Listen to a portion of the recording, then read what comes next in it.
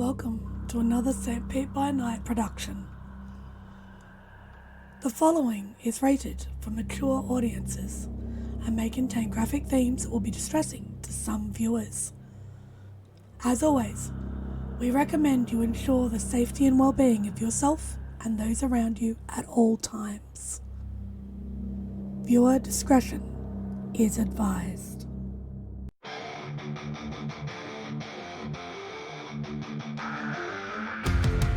In the heart of night, we rise from shadows,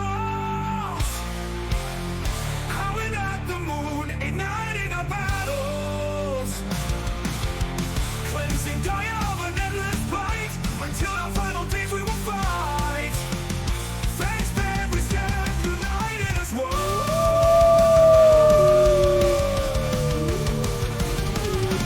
Evil spirits lurking with horror and dread.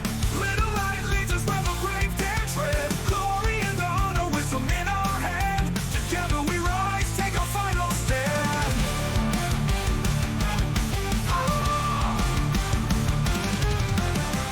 Everywhere we run, the wind is at our back. All the warring forces we will track. From the depths of the ocean to the clouds in the sky, vampires tremble as we learn to fight. Rage across Tampa, in this fight we'll stay. Evil spirits lurking with horror and dread. Little light leads us where the brave dare tread. Glory and honor, wisdom in our hand. Together we rise, take our final stand.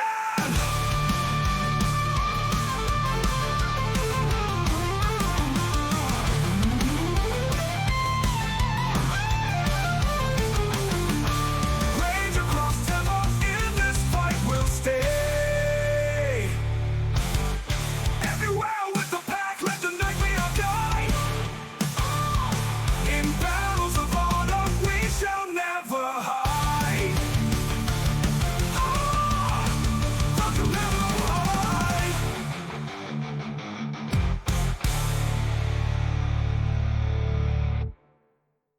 Good evening and welcome to the St. Pete by Night Entertainment Network. St. Petersburg by Night is a World of Darkness role-playing community originating in St. Petersburg, Florida. My name is Kent, also known as Kent on all social media, and I will be your storyteller tonight. It's Friday night, and you know what that means. It's time for Hounds, our Werewolf the Apocalypse 5th edition chronicle set in Tampa Bay, Florida, where a pack of young guru have traveled from Michigan to assist the Sept of the Evening Star in combating the forces of the worm, both physical and spiritual. You can follow St. Pete by Night on all of the social media listed in the description down below, and you can join our community by following that Discord link where you could take part in one of the many activities we have running all month long. We are now offering for players to run or play in 20th anniversary or Chronicles of Darkness games as well, so head on over and join our community today. Now let's introduce our players. Players, go ahead and introduce yourselves if you please. Hi there, everyone. I'm Nikki, and I'll be playing Delphine Ruin Speaker, the Silent Strider Theurge. Hello everyone, my name is Jay, but you may also know me as Vox Day, your Omega and the Flood, and I'll be playing Forged from Failures, the Bonar Rune. Hi everyone, your little internet angel here, Lilith, playing Juniper Cameen, the Ragabash Black Fury.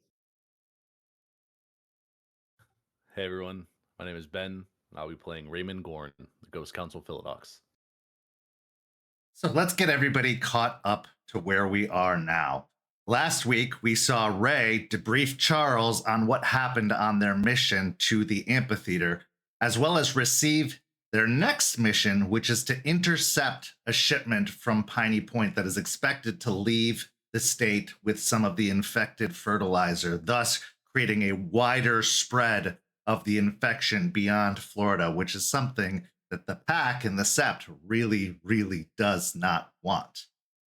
Delphine then attended her first NA meeting with the support of Forged, where she ran into Artie, who was also in the process of attending his first NA meeting, as the two guru attempt to combat the horrible, horrible addictions which have been impeding upon their ability to be productive, as well as their health as guru. Then we saw Forged talk to Eliza and have a little bit of a heart-to-heart about the spirits that have been starting to speak in his mind, what he calls the voices in his head, and how to best deal with those voices and those interactions when it comes to spirits, as that is something that Forged isn't exactly well versed in. And then finally, we saw Juniper make her attempt to forge the spear, only to be interfered by the ghosts of Delphine's parents, who prevented her from being able to accomplish the task. This week is a very, very important week here on Hellhounds, or at least it has the potential to be, as many, many truths come to light. Let's get to our first scene. In our first scene of the evening, we find ourselves at the Sept Cairn, the Hillsborough State Park. Ray, you've arrived at the cairn to pick up Delphine, as you are planning to gather all of the pack together back at the pack's house to discuss something very important. And while that is eating at the back of your mind, this confession that you have been holding off on making for some time, you put on the same brave face you always do. And as you arrive, you find Delphine waiting for you within the clearing. She has been looking better as of late, a little more sturdy every time you've gotten together. While the effects of withdrawal are obvious in her eyes and in some of her mannerisms, you can see progress being made. However, this time, when you go to pick up Delphine, what does he see? Oh boy. She is probably not looking her best. She's probably gone back to picking at the corners of her mouth, so she's got like some irritation, some scabbing around there. Her nails have probably been chewed right down to the bed, like to the point of like where that feeling where it stings because that much of the bed is exposed from how far down you went. Dark circles under her eyes for sure. And she looks both like she's just woken up from being asleep to just still being extremely exhausted. Like it was like the most restless sleep she's ever had. But she's got wrinkled clothes on. She did not take much care about how she looks going into getting picked up. Now, Ray, go ahead and roll me a wits and insight check.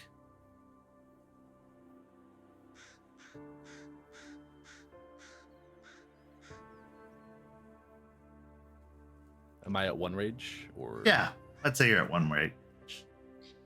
At least for the moment. When you get to the meeting, it might go up as you get more anxious.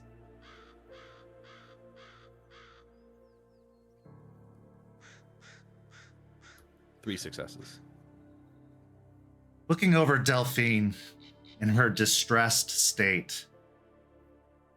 Now you've seen her in a variety of manners over the time that you've known her, which is over a year at this point, coming up on 2.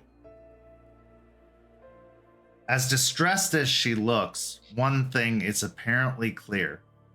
Something that brings a little bit of joy to your heart. She hasn't used. Not in this entire time, these past couple of weeks. Scene is yours. As I'm walking up, seeing the state that Delphine is in, a little concerned, but knowing the difficult path that she's going down right now with staying clean, I know it's rough, but it still hurts to see that downhill spiral in a sense of what it takes to get clean.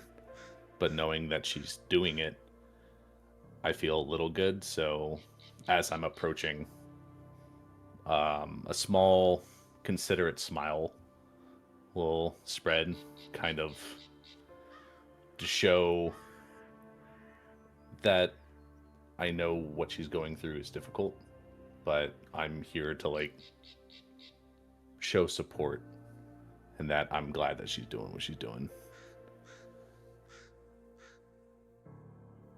She kind of eyes, just gives him a little bit of side eye, not really understanding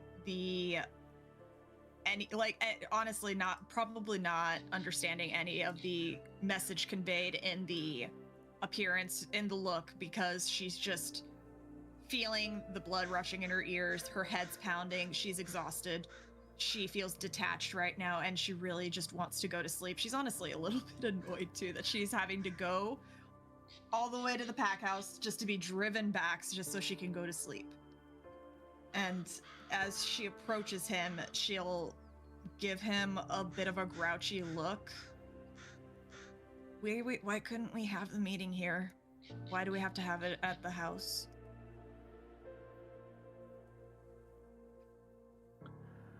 It's been a while since we've all kind of gotten together at the house, so I thought it would be a good change of scenery. I mean, I don't live there anymore, so... I know, but it's where we first got together here, so I feel comfortable there. What, we're just going... The Cairn's comfortable, we could have just talked about the next mission here. I know it's a slight annoyance, but there's more than just the mission that we have to talk about. So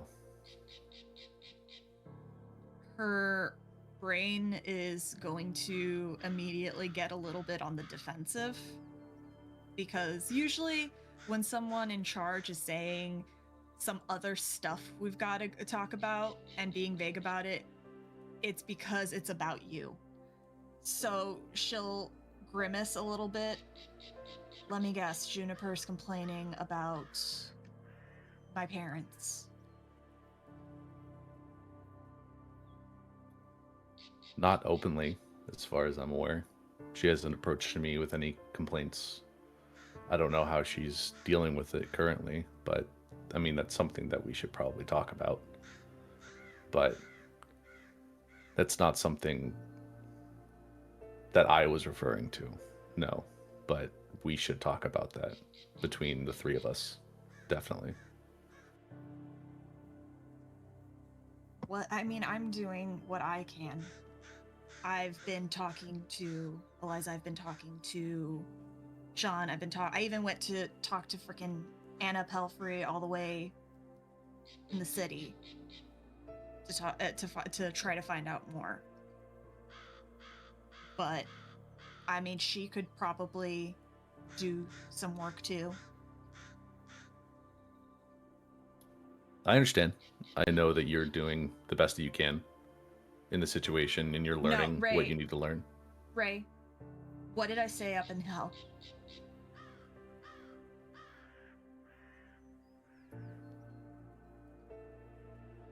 I don't really remember. I'm sorry. For things to be good, she had to help my parents move on. And she's said in the mission, she's actively ignoring them. If you want this to be solved, pack leader, she needs to do her part too.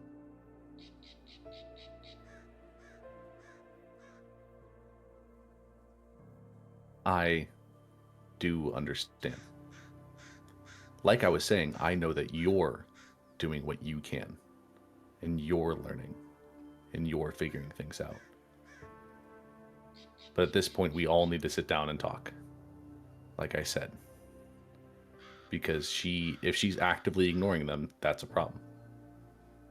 And so I'm not dismissing her and her neglect on the situation, and I'm not neglecting you and your attempts to fix the situation. You didn't let me finish. I was understanding your situation here. She'll just shrug a shoulder. I mean, are you actually going to do the leading?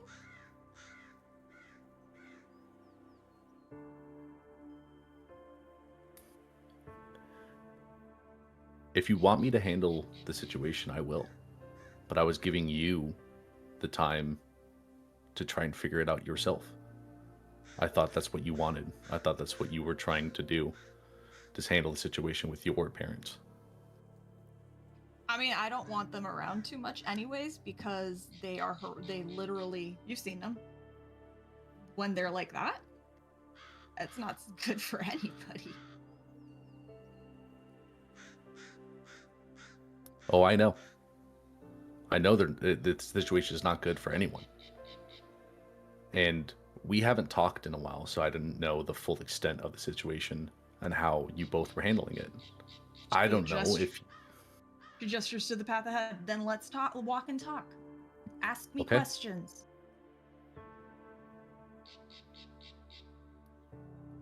Let's go. She'll start trudging along, kind of dragging her feet, but that's not because she doesn't want to go, but because she's just tired. Her body is heavy and weak. As you journey into the woods, leaving the clearing that is the cairn's central point, passing through the woods, you feel that protective blanket start to withdraw. That cool, temperate condition that makes up the cairn most of the time is replaced by encroaching heat as the sun beats down upon the ground. But the shade that the trees provide as you lead your way back to the road, back to your truck, is providing some comfort, but it's becoming less and less as that humidity takes hold.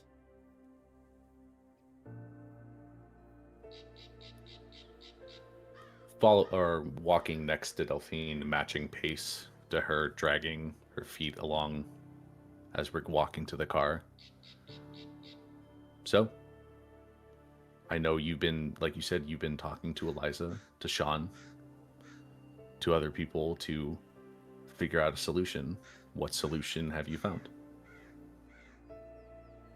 Temporary ones for right now. They're not fix-its. I can basically put a band-aid on a wound that will eventually reopen. You know why I didn't do that right in the Umbra when they were grabbing at her? Because if it went bad, we would not have made it to the amphitheater. A lot of the stuff that I might have to do is probably gonna go bad. They are strong. They almost made me frenzy back in hell.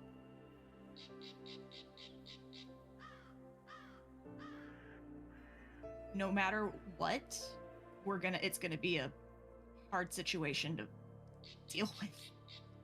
And the more permanent solution, which is using my gifts to make them leave, command them to move on. That's going to take a very long time. I am not powerful enough for it.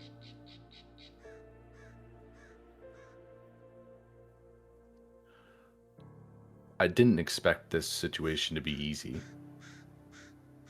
And a temporary fix is, if that's all you can do at this point, like, that's what's going to happen. Because, like you said, this can't go on. And if it takes time and you can still work and keep temporarily fixing the situation, until you reach that permanent solution. If that's what you want to do, we can do that. Other ways will either destroy their souls or end up with me and Juniper dead. The quickest way is if they would voluntarily move on. But they don't want to do that. And the only thing I can think of is if we can negotiate with them to try to get them to move on. But I have the Band-Aid fixes. I can try a rite of the departed. I don't know if it'll work. Have you tried talking to them before? Tried negotiating? Or have you not attempted that yet? I have not been around Juniper alone since we got back from hell, because I do not want to have a situation where we frenzy. It's too risky. That's why I moved out.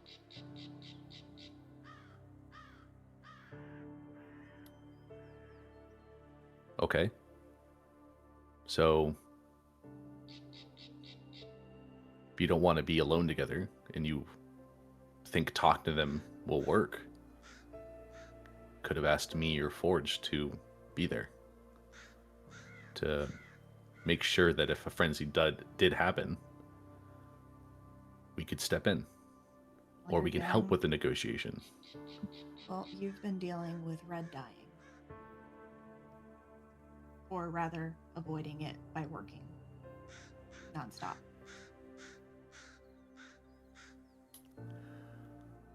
I will kind of glance down at the walkway at that last comment and stay silent for a few seconds and then kind of look back up, glancing at Delphine. The first week or two when I learned, I definitely avoided. But I've talked to people and I've worked it out. Stakes has helped me. I'm not avoiding it anymore. I worked through it. But we haven't had a conversation in a while to have you learn that. I know you've also been dealing with your situation, not just your parents. And so I also didn't want to step in and potentially cause issues with that.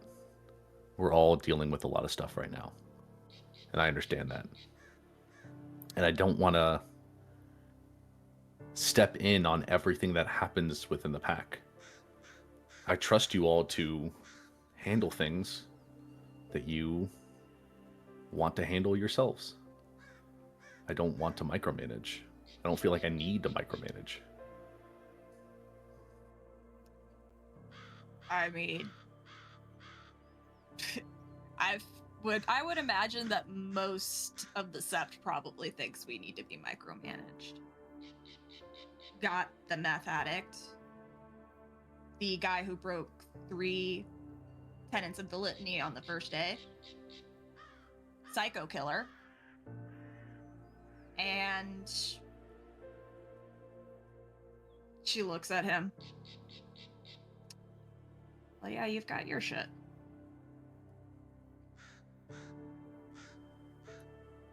I mean, everything you listed off are things that happened when we first got here. Sure, Forge broke 3 of the litanies the first day we were here, but has he broken a litany since? He's gotten better. He's not arguing with anyone as much. He's not being as abrasive. He's being more constructive in what he's saying and what he's contributing to any conversation. Juniper isn't flying off the handle and trying to rile everyone up and think of the immediate response of let's kill it, take care of it. She's working on her stuff. You haven't done drugs in a while, from what I can see. You're not a meth addict at this. I mean, it's gonna be a while to fully say that, but you're working towards that. You don't stop not being an addict. Even after you're cured, you don't stop being an addict. Sure. But you're not taking this stuff anymore. That label will be with you forever, but when you get clean, you can distance yourself from it at least. You're getting better. Yeah, I have my own stuff.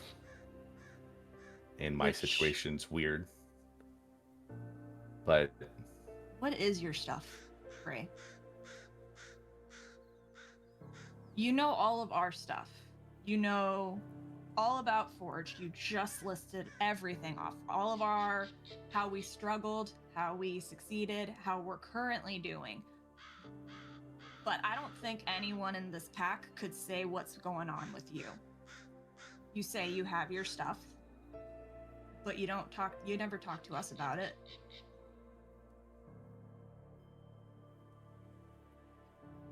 I'll nod my head with a accepting look on my face of understanding where she's coming from. I know. I haven't talked about my situation, and that was on purpose. I didn't want to throw more fuel to the existing bonfire that was our pack. And I thought I could deal with it myself. I thought I had the situation somewhat under control because I was working towards finding a way to fix what I was dealing with. Does Ray truly believe that's the full reason? Or is he withholding something?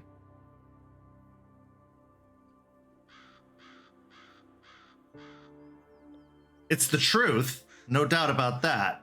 But is it a partial truth or is it the whole truth?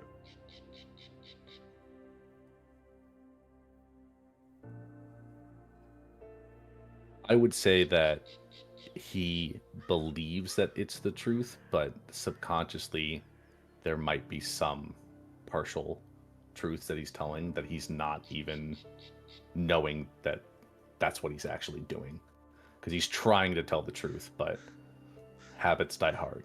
Well, there's also the fear of judgment, too, from the pack, which was mentioned last time. So with that all being said, I'd like you to make a manipulation and subterfuge versus a wits and insight.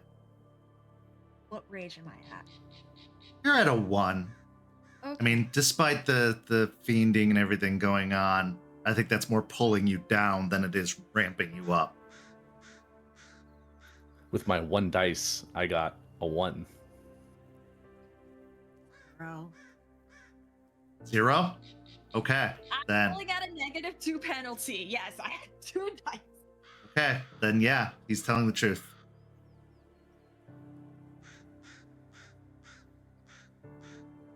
She narrows her eyes at him.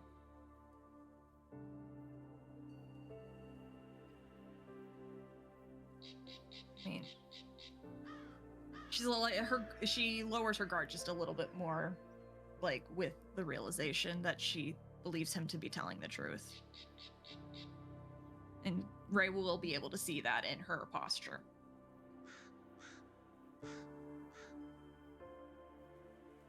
Are you going to open up about it at any point? Because she hesitates for a moment.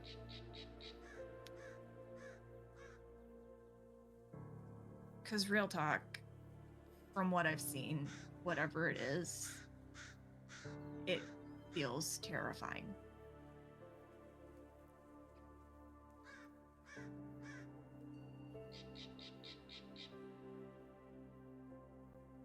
That's partially why I wanted to meet up at the house. Why I said it made me feel comfortable.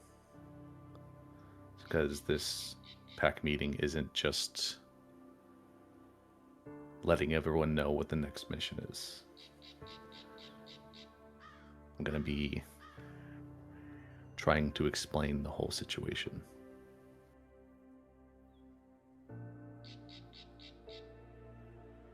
Neutral location where we can't yell. That's one of the benefits. But And she looks back behind you guys, the both of you, and where they can't hear.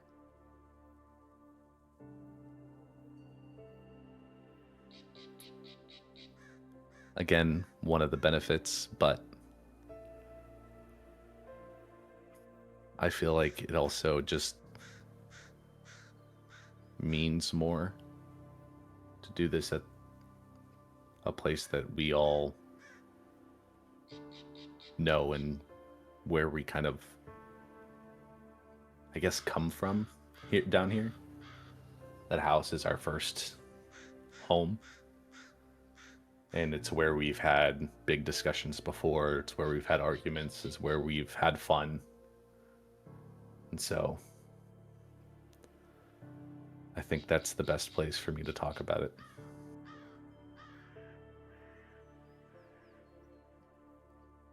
She stares at him for a few moments, just really just like looking at him, trying to like study him and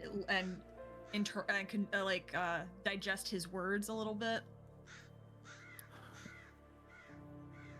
When you look and Bray's facing you, there's a little bit of pain and sadness behind the eyes as you're really studying because of the topic that we're discussing, and that like strong, confident demeanor of like being a pack leader isn't really as solid as usual.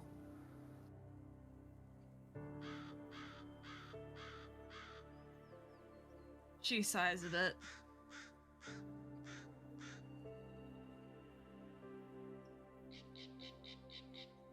You gotta start showing that more often, Gorn.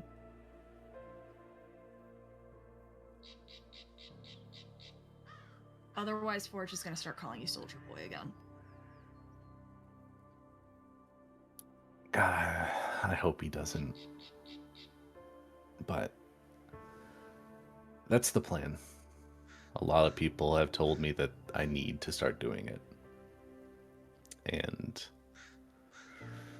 at this point, with everything that everyone has going on, was trying to wait for a better time to say it. But I don't think there will ever be a good time to say it. So There's never a good time for any of it. Sometimes you just have to say it.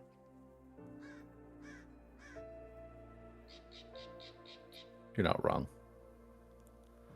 But some things, when spoken out loud, are worse than when you keep it a secret and keep it quiet.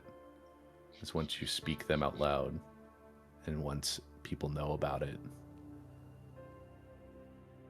their thoughts of you change drastically.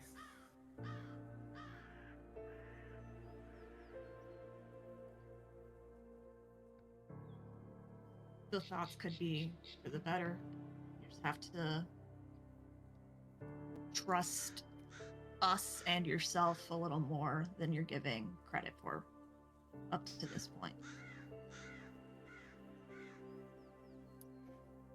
Honestly, I hope you're right. But I mean, there's always going to be that sinking feeling of that's not going to be the case. So Hopefully it won't be another repeat of the who's Spud conversation. The neighbors won't be calling in noise complaints.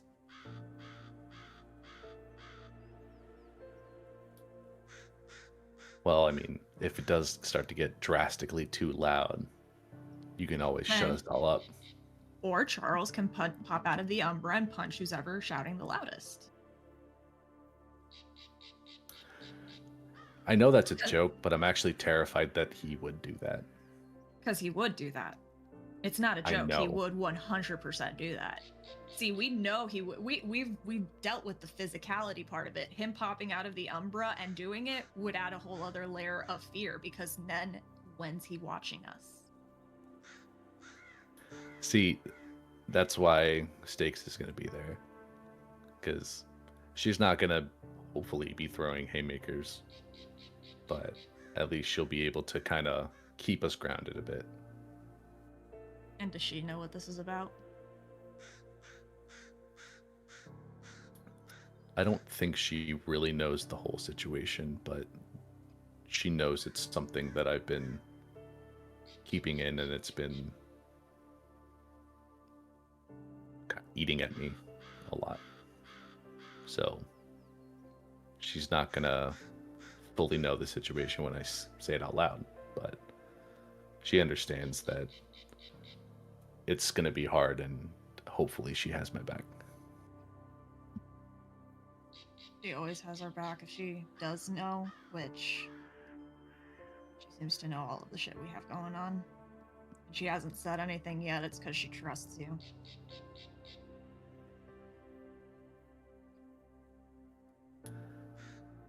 I will flinch a little bit at that, because in my mind, Stakes doesn't know. And it's still that fear of, sure, they may all trust me to some extent, but this is a bad situation. And you can gain trust easily or work your way up to it, but trust can be destroyed instantaneously.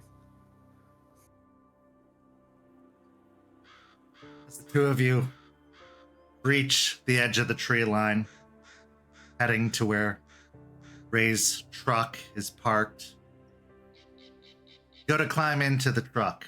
Now, Delphine, is your phone on silent, or is the ringer on? The ringer would probably be on. Get a chime of a text message. I'll check the phone. Now, you've had this number memorized and haven't programmed it into your phone for fear of being caught in the past. But as it comes up on the screen as the text message from Spud, and it says, "Haven't heard from you in a while. Forget me already?"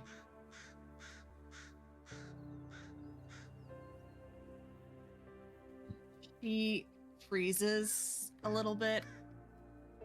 I know that Ray has a very large insight pool, so I don't think it would, and with the withdrawal, I think it would be very easy and apparent for him to notice the change in her demeanor. She's gone rigid. She is clutching her phone a little too tight, and she's kind of just staring at it. She can hear her own heartbeat in her ears from just how panicked and hyper fixated and also relieved. That little part of her that is suffering right now, relief at seeing the message. I'll pause at opening the driver's side door after seeing Delphine just go stiff. Are you good? Is everything okay?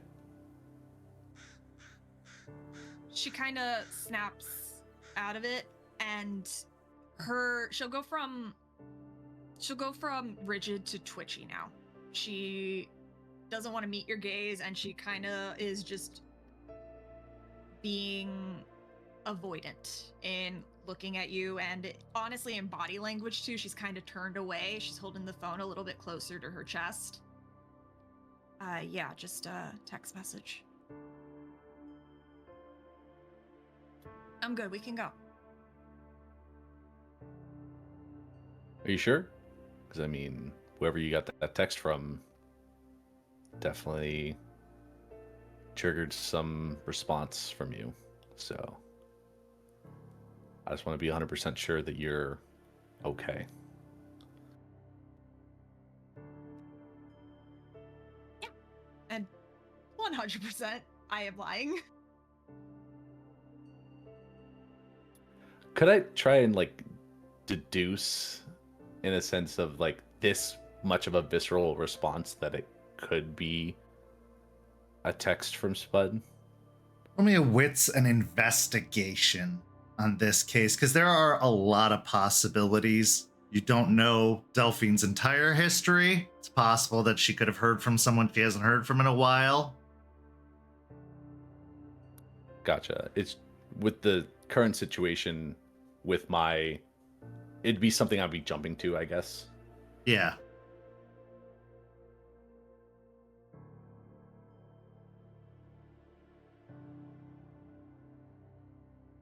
While he's rolling that, Delphine, do you respond to the text message? I feel like I need to make a willpower roll for this. Okay, give me a composure and resolve. Or you can take a point of willpower damage to force yourself not to.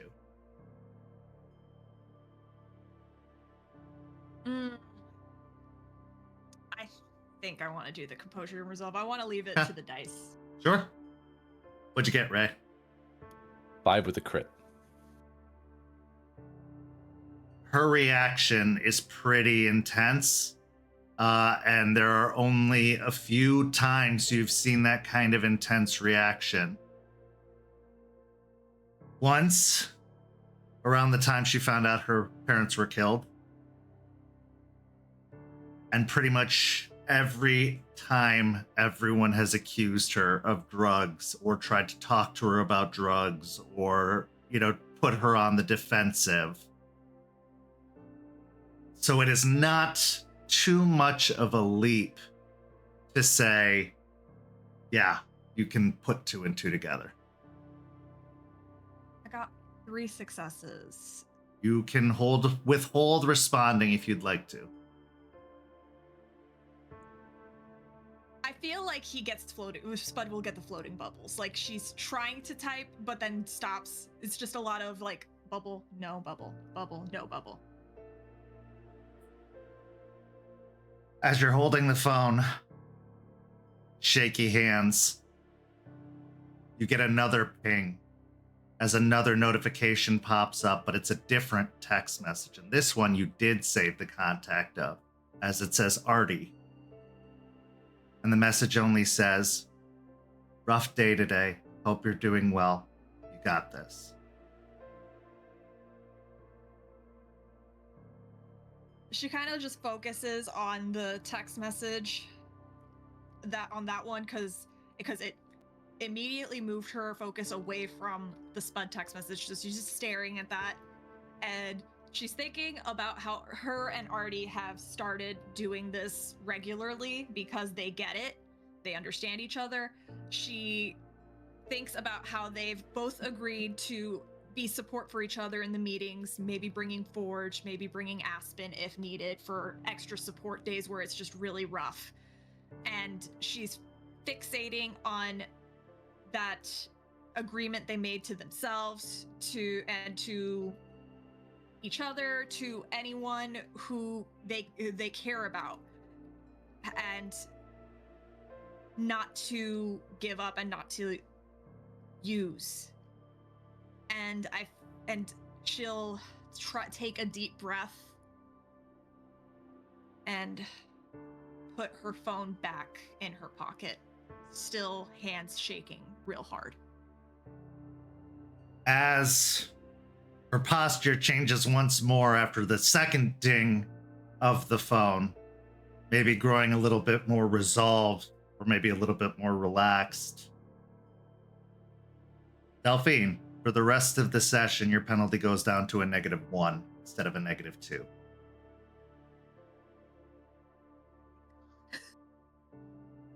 You feel a sturdiness rise in your core as you feel like you have gotten the support you need to push through the rest of this day at the very least.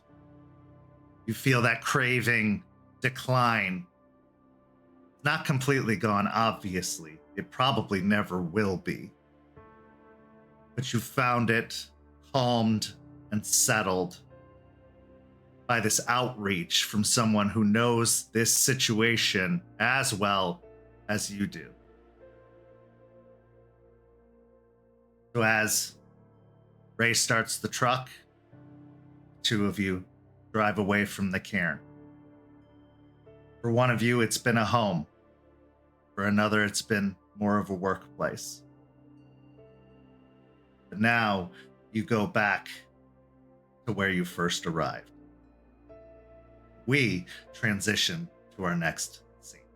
Juniper, ever since the day you failed in a very important task you were given by the Sept, you've had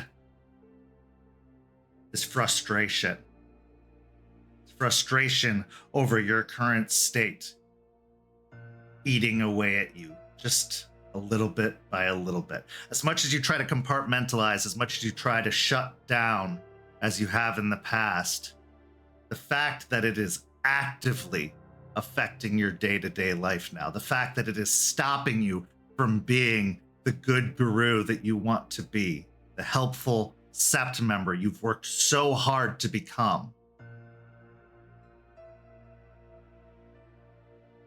You've come to a point that you know something needs to be done. But going with what's you've been doing isn't working. Ignoring the problem isn't working anymore. So as you are out on patrol at your day job as a park ranger, you find yourself walking along the river, your place of peace, your place of calm, your place of control. You know you have a meeting with the rest of the pack later that evening. A get-together that you're probably not entirely looking forward to, as you've found more solace in being alone. And if there was ever a time that you were going to get messed with, it seems to be in times when handling guru business. So as you're walking along the edge of the river, what's going through your mind?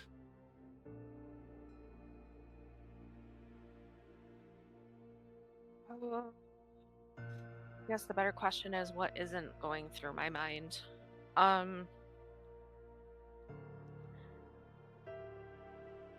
I have just kind of been spiraling a little bit, especially since the fight at the amphitheater, and now that Delphine's parents are how should I put this?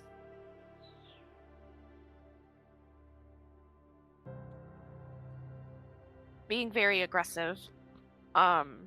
It's really just continuing to like drive in an internal dagger that I have been carrying.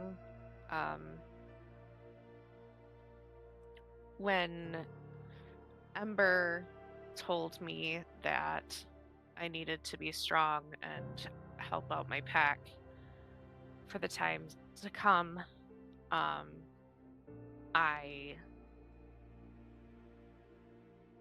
thought I was finally like stepping up, and that I was going to be able to accomplish a lot more. And when I was given the very important task of creating that weapon, I, really kind of doubled down on like, this is my moment to shine. This is like the time that I can finally start stepping away from my past and actually like trying to get along with my pack and move forward. And I just find myself not being able to relate to them at all. And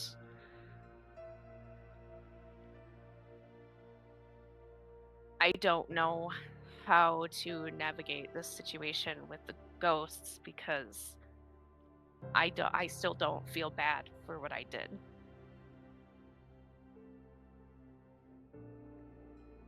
Given the entire situation of it all and how it happened and where I was at mentally at the time. I don't feel bad about it, but there is no other resolution seemingly than having to apologize. But you know, they're not apologizing for killing my family either. So, you know, just I'm just stuck with two fucking bullies in my head, and I still can't figure out how to properly socialize or, you know, get close to anybody. And I'm fucking up fights because of all of these decisions and consequences of actions. And I'm just kind of, in a way, back to where I started, from like to where I started mentally. Like, what is the point? Why am I here? It seems like all of the progress I was making is just out the fucking window and burning in a trash pile. The past few Can I days have been particularly difficult because try as you might, no matter what you try to do, you're always a little bit cold. Even in the hottest temperatures, even piled under blankets, you still feel a chill wrapped around you that you can't entirely get rid of. So as you're walking from pool of sunlight to pool of sunlight, trees encroaching overhead, you finally hit a point where enough is enough. This discomfort, this annoyance, it's annoyance that you have believed you don't deserve.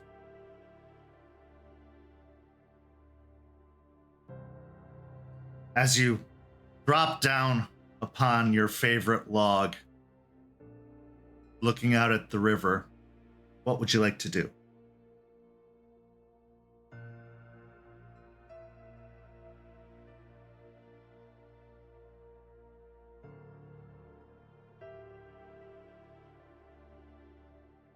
I mean,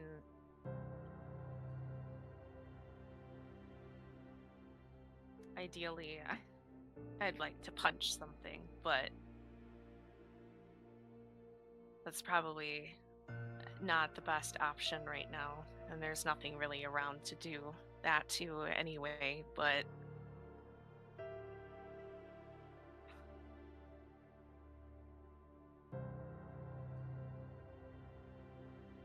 I don't know.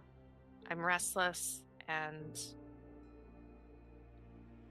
I can't stop this anxiety and this spiral that I'm having.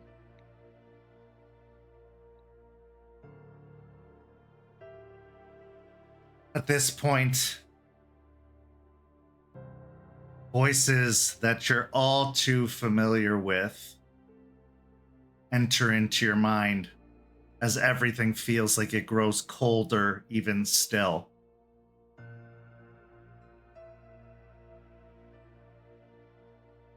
Look at her, dear.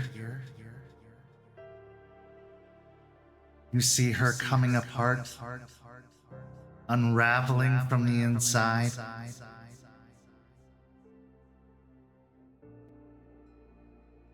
Yes, but that isn't guilt. That's just stress.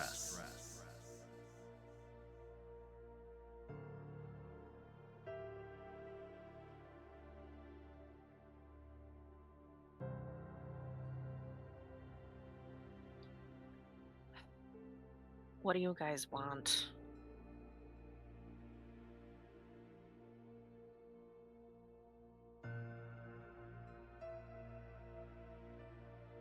someone with such sharp hearing sure don't listen, do you?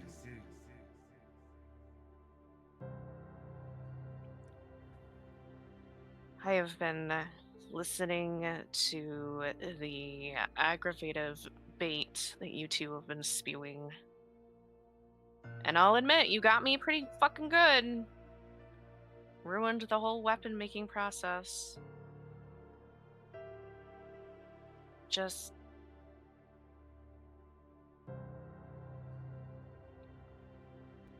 What? What?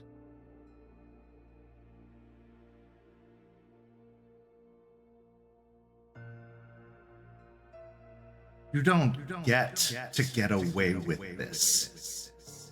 You don't get to live a life with no consequences. No matter how justified you think you are, Juniper Caern, you don't get a free pass on this. You're right. We did something terrible to you and your family.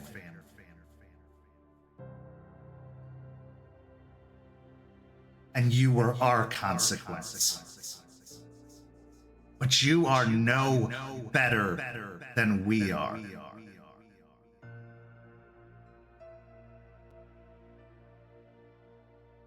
You're the same. Don't you understand? We are the same. You use your righteousness as your excuse. You use your conspiratorial beliefs as an excuse. But we're the same. We ruin lives.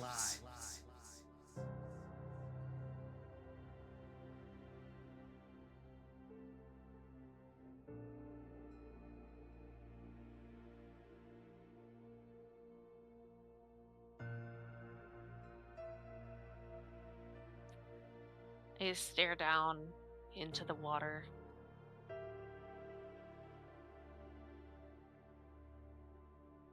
And I don't say anything.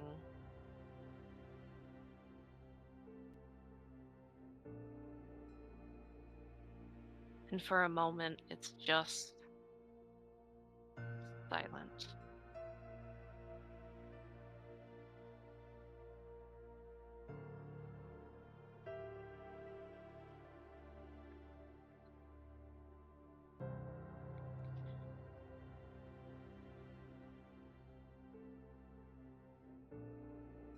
No protestation, no argument, no telling us to fuck off or leave you alone. Are we finally getting through to you, Juniper Caern? I mean, there's no point in telling you that you won't leave. So, already tried. Continue to try. You can continue all you like. You know what we say to be true.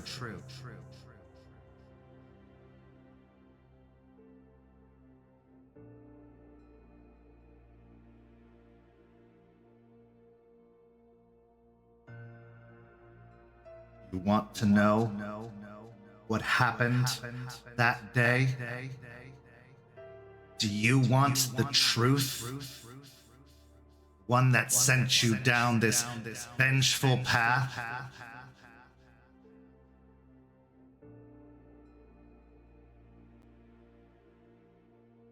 Yeah. I really would like to know.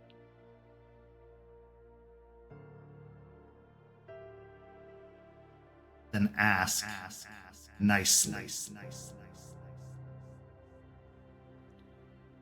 My jaw clenches and I roll my eyes and look up at the sky.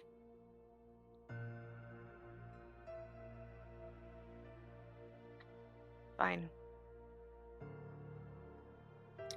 Can you both please tell me what happened?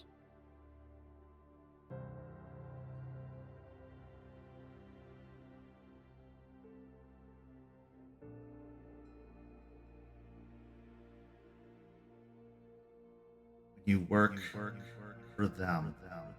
There are certain expectations.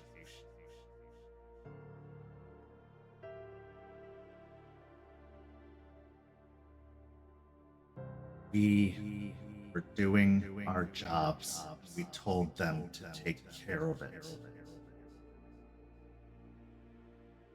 Did we know how? Did we know who? No, because it wasn't our job to know. We had a hurdle. We got through it. You can blame us all you want. You can say that we pulled the trigger. And in a way, we did.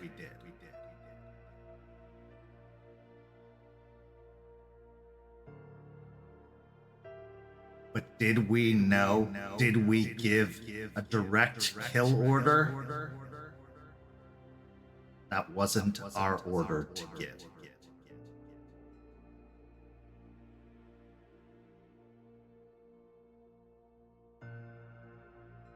So yes, we put in the call to the people we had called before. Our fixers. Did we know what they were going to do? Again, wasn't our job to know. Following company procedure.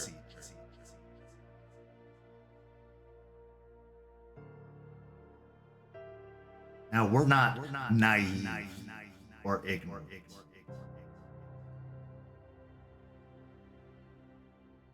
We know what we do, what we did, affected.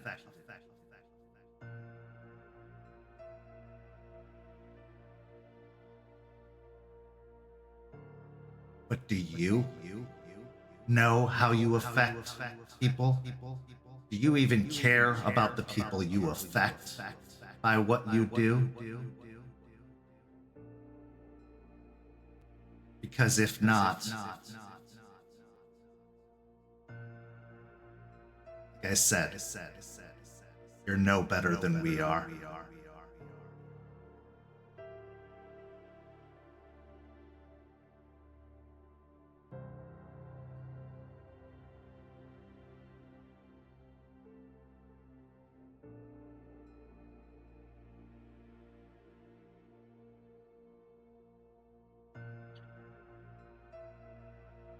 I am capable of caring for people and for how my actions affect them.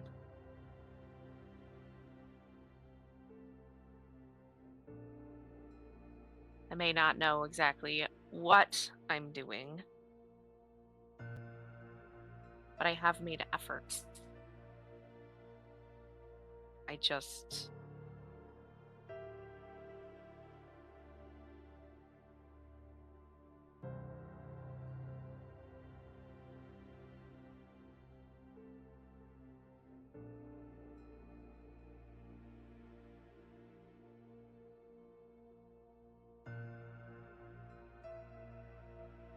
You want to be rid of us once and for all. Truly be rid of us. Then do what you wish we had done. And not for us. It's too late for us. For her. And don't do it in the roundabout, righteous, I regret nothing way that you become so fond of.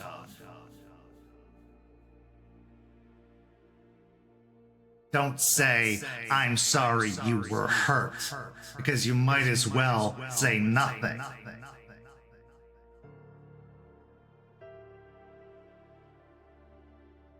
Do you know why we left our daughter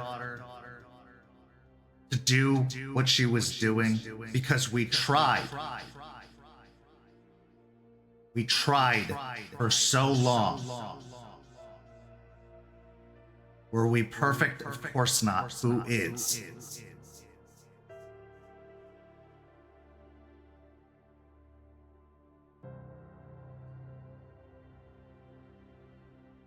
But now,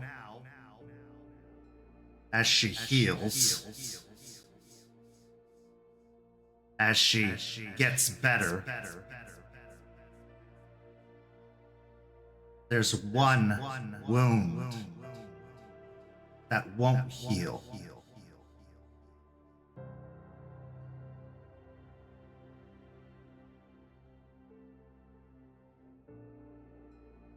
You want it? You want to hear it from us? Is that what you need?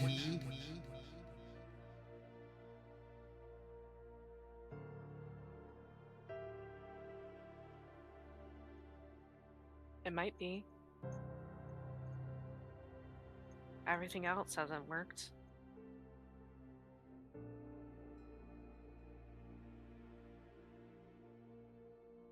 Be the bigger person and do it first. And maybe, just maybe, you'll get what you're looking for. But as long as you continue with this self-righteous attitude, this belief that you can do no wrong, we will continue to be the same, and we will continue to be together.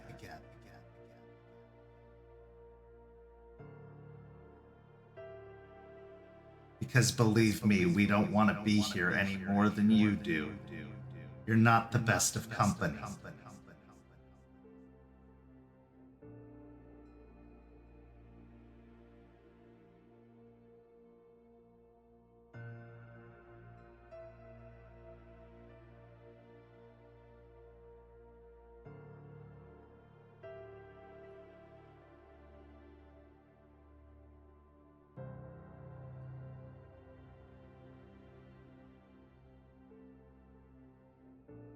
What made you guys start working for them?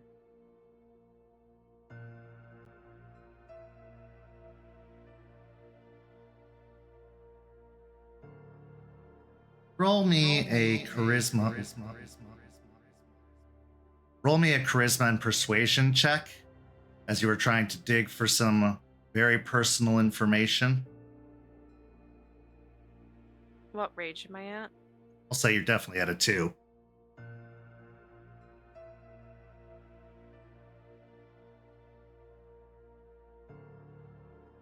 3 successes.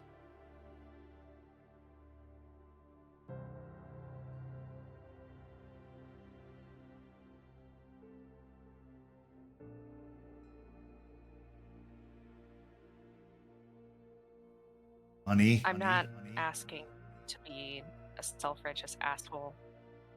I'm just trying to help the girl inside me who is still stuck that night understand.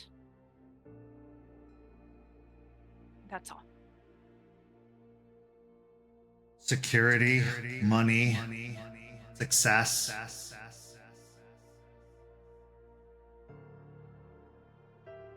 The company made us offers we couldn't refuse.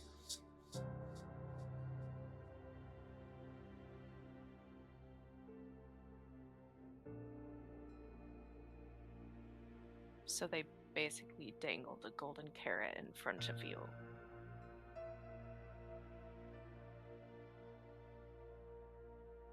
When you're young, have a child on the way, fresh out of college. Yes.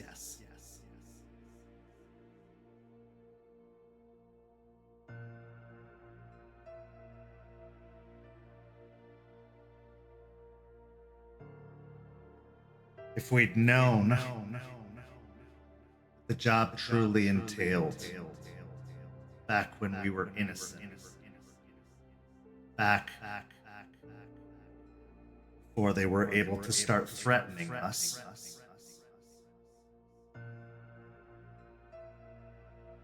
we probably wouldn't have taken it. It was too late for that.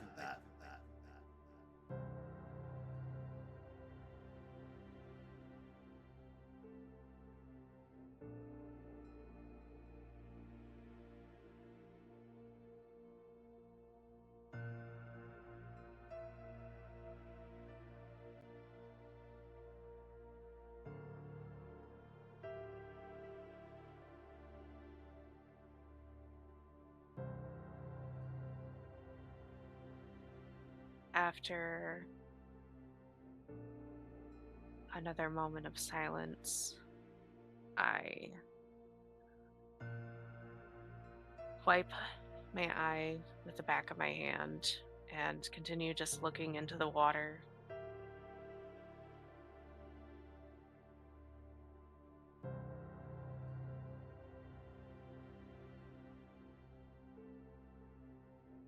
I'm sorry that you guys got stuck in that.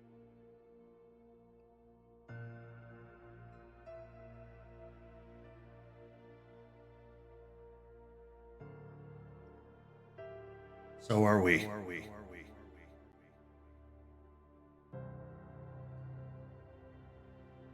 It provided security, the potential for a future.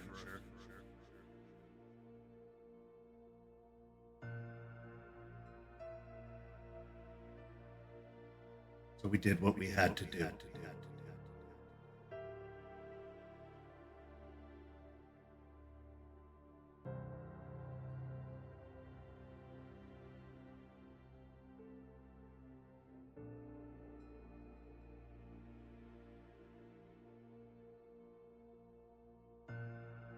Destruction just causes more destruction, I guess. That's what they're good at.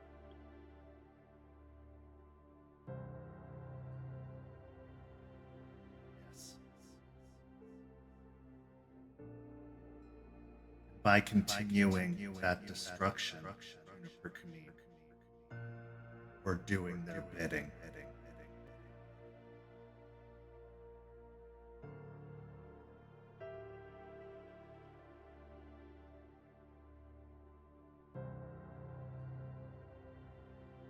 At least we got paid for it.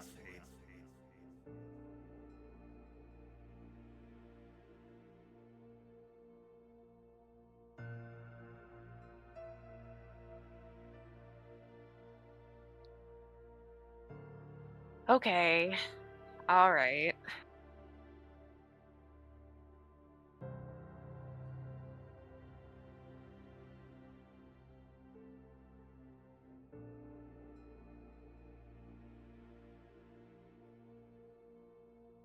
I'm sorry for horrifically mutilating you guys and eating you. I suppose that was a bit dramatic in hindsight.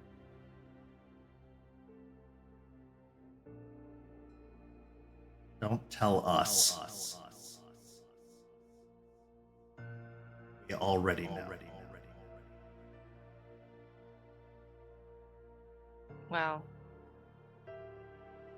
saying it out loud to you was the first step.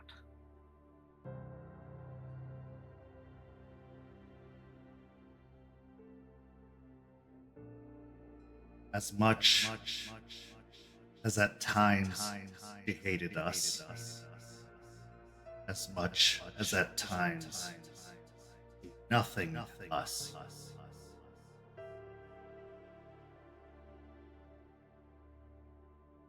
A part of her always wanted our approval. And now we can't get it. She deserves it most.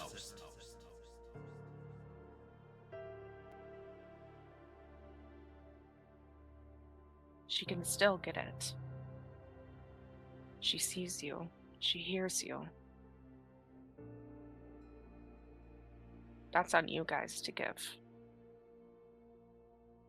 I'll just awkwardly stand there during it.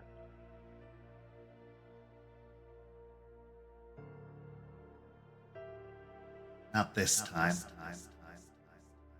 You want to say goodbye to us?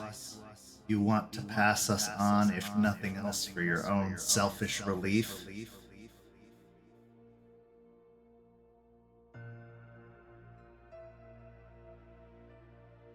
Then do what you need to do.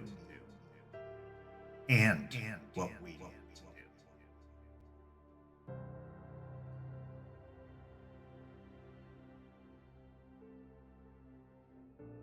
I don't understand why wouldn't you be able to talk to her before I do?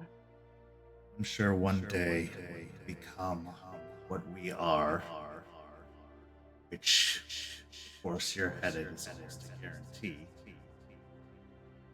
You'll understand there are certain constraints we have.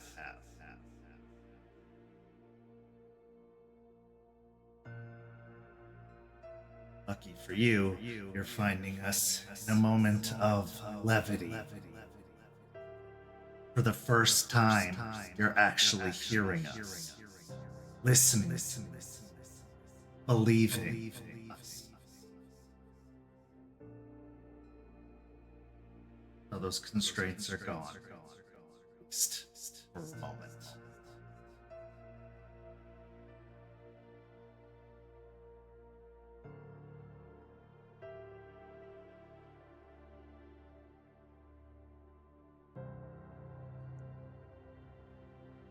All right.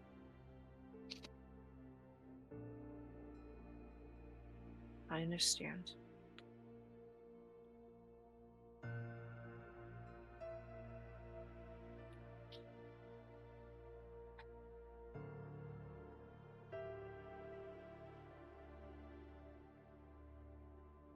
If it's worth anything at all to you, tell you one thing.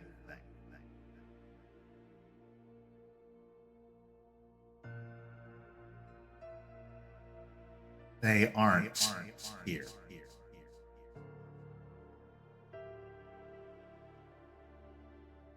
They passed on.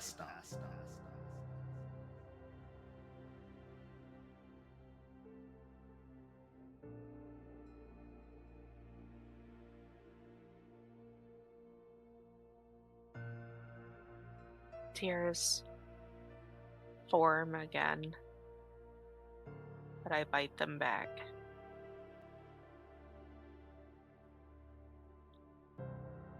Thank you.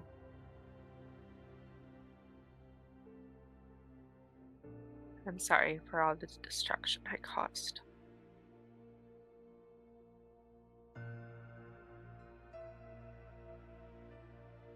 We're sorry too.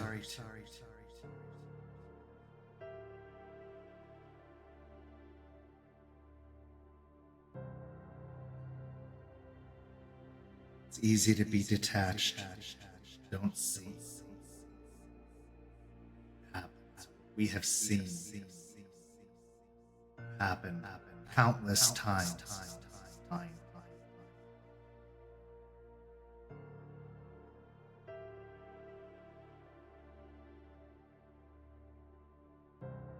Break the cycle. Don't be like this. Because the world we live in now is dark and full of terrors that you can't imagine. We wouldn't wish that even on our greatest enemies.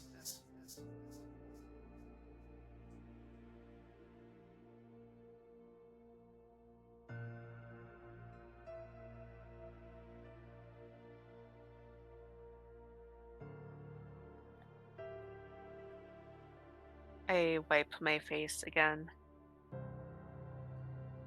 and nod my head.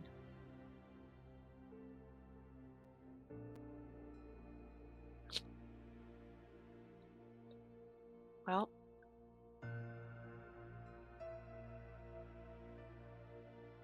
looks like I have an apology I have to go make.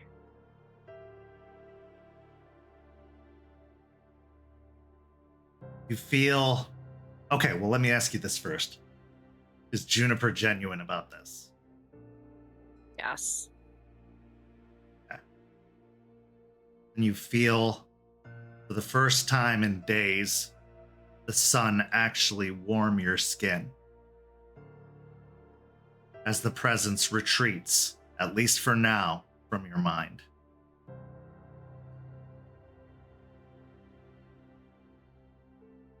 I closed my eyes and face up towards the sun and just bask in the life that it brings. With that, we'll take our break. We'll be back in just a few minutes with the second half of tonight's story.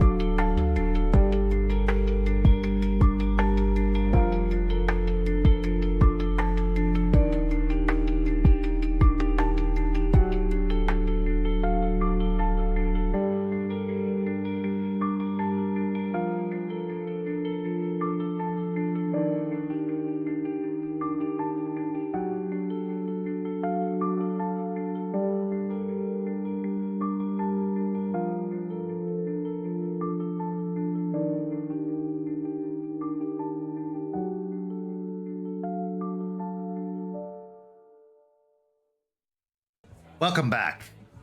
As we return, we find ourselves in the back private event room of Jace's bar, the Split Helm. This room has primarily been dedicated to the visiting ratkin who seem to come and go as they please and help themselves to the generosity of Jason Dreams and Decay Thorn, their wonderful host, to the point that maybe at times it might seem a little bit obnoxious, but at other times it is a joy to have them around because of the information and help that they can supply. As we see the back room, we see folding tables and folding chairs set out. We see a dartboard hung on one wall, and seemingly having appeared overnight, a ping pong table has been erected off to one side. While no one can actually say where the ping pong table came from specifically, it just seems to have appeared in the back room. And as our scene begins, two of the ratkin, Ollie and Dodger, are busy playing ping pong off to one side. Skeeter is, of course, sat at the folding table with Maylin, and across the room, seemingly having her hackles up slightly, is Stakes, who stares at the ratkin with an almost predatory gaze as she sniffs them out and pays attention to the scenario. We also have our dear Forged from Failures and the host, Jason Dreams and Decay Thorn. The scene is yours. Forge right now, it's in a very casual get-up, muscle t-shirt, titanier of sorts.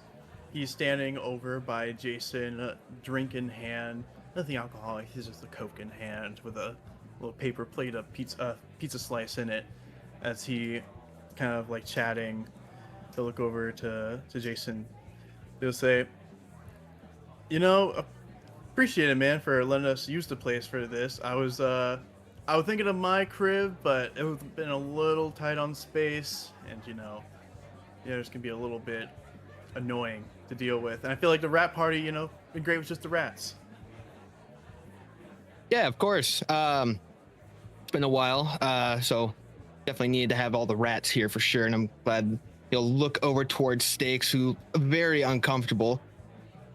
I think we're all having a good time. I think. You'll follow your gaze, looking over to Stakes, who said, Stakes just like that. I mean, Lupus born, I'm sure they don't have a ton of parties with wolves, at least I don't think so, but I mean, she used to hang out at the bar in hell all the time, so I'm sure she's gonna get used to it. Probably just all the ratkin people. Rat people? I don't know the name. Ratkin, you're good. It's probably just the current company. Stakes moves over to the two of you, a bottled beer in hand. So why are they here? Well, this is kind of their hangout. Oh. Do you need anything? Yeah. Drink? Food? Good. She once again looks over with her one eye, studying the ratkin carefully. There was a time that I would have hunted them, especially that one. And she gestures over to a more rotund member of the ratkin who is busy feasting on some of the recently arrived pizza, sauce spreading out over their face, a piece of pepperoni already dropped on the front of their shirt.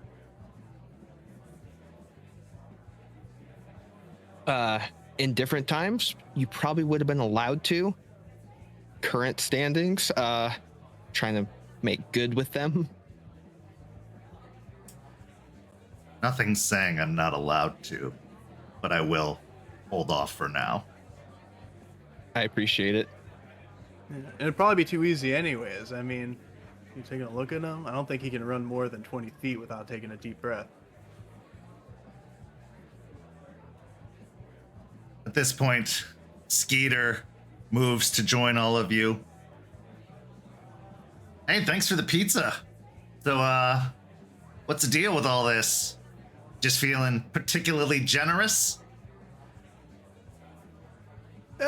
You can say something like that. I mean, you know, I paid a decent amount of it, but, you know, Dreams here, he got a little bit of it. He got covered some of it, but...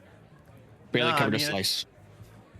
Yeah, don't worry, I got it. But it's, you know, just some shit going on made me think, you know, why not have a nice hangout with some of the other crew, the other rats? I mean, king of shit mountain over here, we're the best of the rejects, so we got nobody but ourselves. I mean, might as well stick with each other. Well, I can tell you from experience, nothing bad ever happens when you get a bunch of rats together. Not a single bad, mischievous, terrible thing goes down ever. I'm sure of it. Not That's once. definitely partly not the reason why I wanted it to happen either. Speaking of which, I suppose it'd be best to get any business out of the way before, you know, we get into the actual celebration. I may have a present for both of you.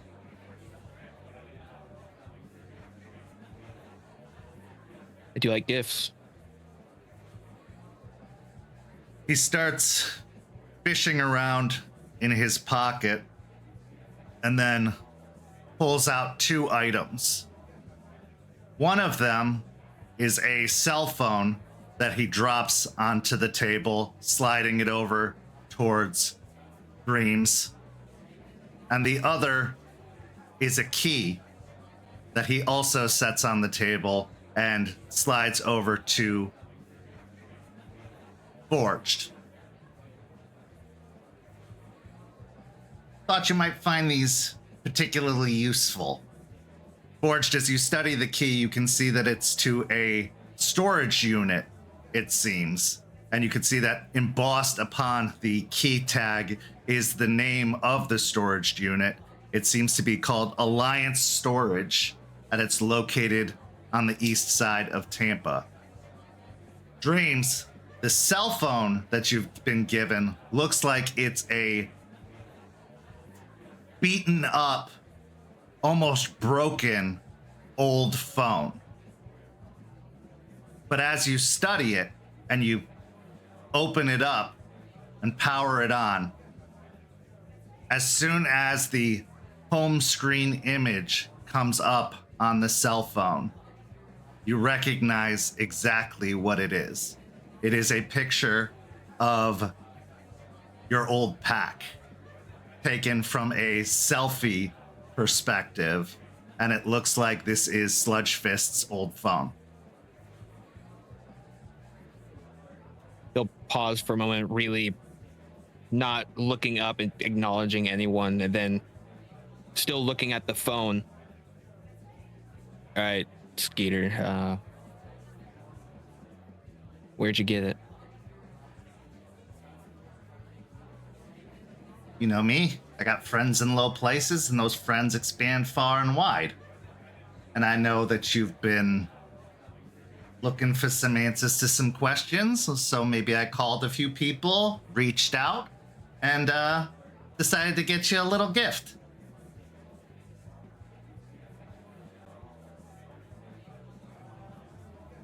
Thank you. He'll take the phone and put it in his pocket for the time being. Maybe you'll find some answers in there that you're looking for. I couldn't hack the password to the screen, but as far as I know, you got a guy for that. I do have a guy for that. Quite good at the whole click-clack on the keyboard thing. Yeah, not my style. Nor mine. So I guess now my turn here. Where'd you get this one from? This storage unit thing? I mean, you got my interest. Now you have my curiosity. What's going on? Well, the thing I got for you is a little bit bigger, too hard to bring into a back room. Let's just say I had to get a tow truck for it. Is this some sort Oh my god, it's better be if there's some sort of car. God damn, I've been waiting for one. I haven't used a packed car forever. This shit. Well, it's a little bit waterlogged, so I don't know how much help it's gonna be. I'm sure Artie can probably fix that too. If Artie can hack a phone, Artie can fix a truck, right? Or someone else too. I don't know. Ask the spirits to just not be waterlogged. Sure. Yeah, you can definitely ask them. Not sure if they'll follow up, but you can ask. During this whole conversation, Stakes is still standing nearby, just staring at Skeeter. But as the presents are passed over, you can see that her nose starts sniffing a little bit.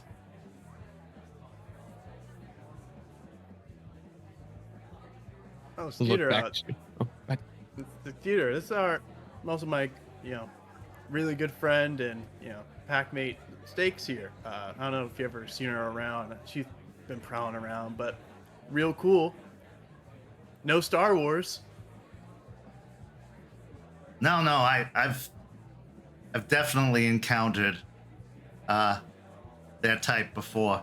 It's nice to meet you. Steaks, was it? Like, are you talking about like the kind you put on a grill and flip over? Steaks just lets out a heavy sigh that almost has a small growl rattle to the bottom of it. Yeah, that's about right, Skeeter says. Well, if I'd have known you'd have been here, I'd have brought a gift for you, too. Maybe some kibble or something like that. All right, let's not try and fuck with her too much now. Look, Lupus Form, they don't want to get on their bad side. Let me tell you that. Absolutely not. I'm sure she knows I'm kidding. Stakes just stares. Anywho, what do you think of our new addition? He looks over towards the ping pong table where, at this point, Dodger spikes one of the balls that goes flying, hitting the corner of the table and ricocheting off further into the room, sending Ollie chasing after it. It's great, but will we go even harder than that? An air hockey table. That would slap so fucking hard in here. Well, from what I hear, we're supposed to have a pinball game coming soon. Ain't that right, Jace? I'm working on it. That particular one is had a little bit more higher security than I really thought it was going to in the place I found it. There's no such thing as higher security when it comes to us, but I'm sure you're gonna figure it out somehow. And besides, maybe my new gift will help expedite the process a little bit more. Provide some incentive, motivation. I'll move it up the list quite a bit. It's not so much grabbing and getting the pinball game here. It's the location it's in and the frequency that it's being observed. I see. But yes, we'll get it here though. Jace, roll me a wits and insight. Rage 1. Yeah, you're feeling pretty calm. You're at your place, and even though you have all these guests here, they've been frequent enough visitors that it's not off-putting having them around. 4. Feel the intense stare of two eyes just boring into you. And as you follow the stare, you can see that Mei Lin over at the table is just looking you up and down over and over and over again with a almost predatory intensity. You'll match her gaze, letting her know that he has seen her, to see if she breaks eye contact at all. As soon as you do notice her gaze, she just kind of blushes and does redirect her look over towards the ping pong table. Skeeter, when you gonna get her, someone else? Oh no, when Maylin has found a fascination, it takes a good long while to get rid of that. But I'm trying. I'll do you a solid on that one. You can call it free on the house. Okay. Unless he'll look over towards Forge. Unless you are wanting to go talk to her. She had a liking for me, but she might like you more. Look over, kind of eye her up and down. You just see like a subtle shake head side to side. No. Looks back, just maybe another day. It's just not feeling it right now with the friends, with the squad. It's just not the vibe. Fair enough. All right. So the leadership's got you stealing pinball machines now, huh? That's what you guys are up to? I wouldn't say leadership. It's a little agreement that Skeeter and I have. Quid pro quo. Yeah. Know all about that. I mean, I don't know if I'd be your man for that. I'm not very good for stealing stuff quietly, but I mean, I at least know a thing or two. If you need someone to play a guitar, play some Wonderwall, I got you. I can put a little distraction going. Maybe not that, but if I ever need someone for a distraction, I'll keep you in mind. It's been moved up the list, but as you know, we have other concerns going on. Yeah, like what? I mean, I don't really talk to you guys all that much, so I don't really get too much of an update. Charles is need-to-know basis kind of guy, so he hasn't really been much of a talker about what's going on. Charles not talking? You're just not asking the right questions. I mean, when he breaks your jaw, you kind of learned, maybe you get the message a little bit there. I heard that you deserve that because you were mouthing off. I mean, debatable. I mean, some could say that I deserved it, but I mean, I think you shouldn't have snuck me. If he just told me straight up, I think I could have, we could have duked it out a little bit better there. Yeah, should we set that up? I mean, we can wait on it. We got a lot of stuff going. I got a mission. You got that ping pong thing. We're busy. They got the ping pong. It's pinball, but you're right. No, Charles overall is right as far as a need to know. If you guys are aware of everything that has the goings on, it might be a bit overwhelming. So, being who we are, I get it. You want to know everything that's going on, need to know the ins and outs. But if you have an upcoming goal that you're trying to achieve, stick to that. You make it through that and you don't fuck up at all, you don't have your jaw broken, maybe I'll let you know a few different things going on behind the scenes. Stakes leans almost conspiratorially over to you, Jace, and says, by some people, he means the litany.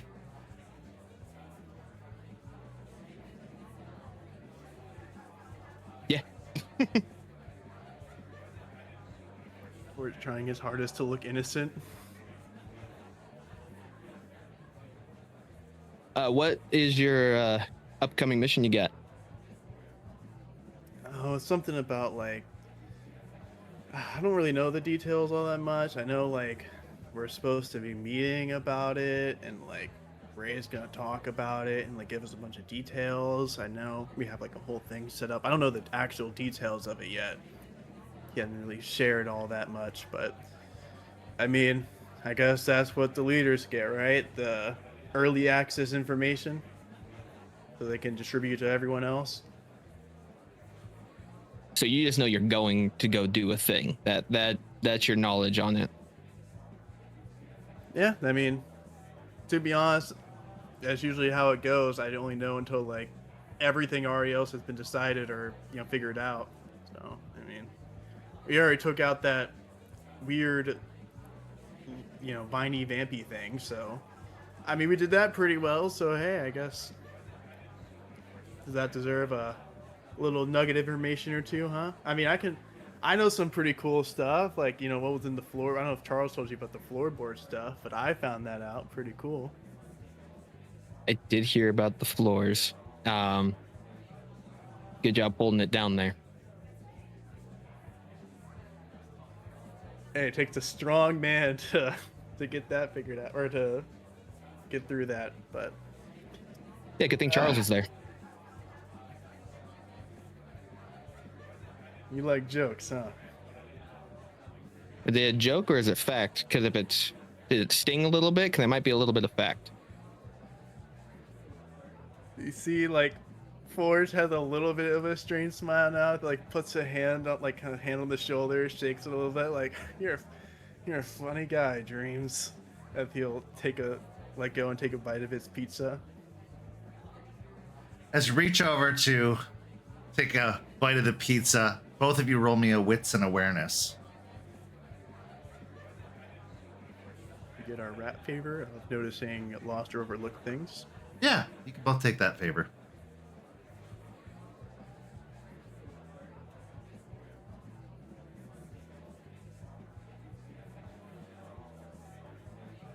I got a 1. 3. Okay, so Forged, you are completely into this slice of pizza while also trying to hold back that growing fire inside of you at the comments that Jace has made. But Jace, looking over, you see one of the pizza boxes that looks like it was just shoved off to the side on the stack of other pizzas is moving. The lid of the box is moving. There's no one else standing near it. No one else in the group that's been here. He'll get up, excuse himself, and make his way over and take a bit of a gander at it. As you move closer towards the pizza box, you see a long, thin, pink tail sticking out of the pizza box.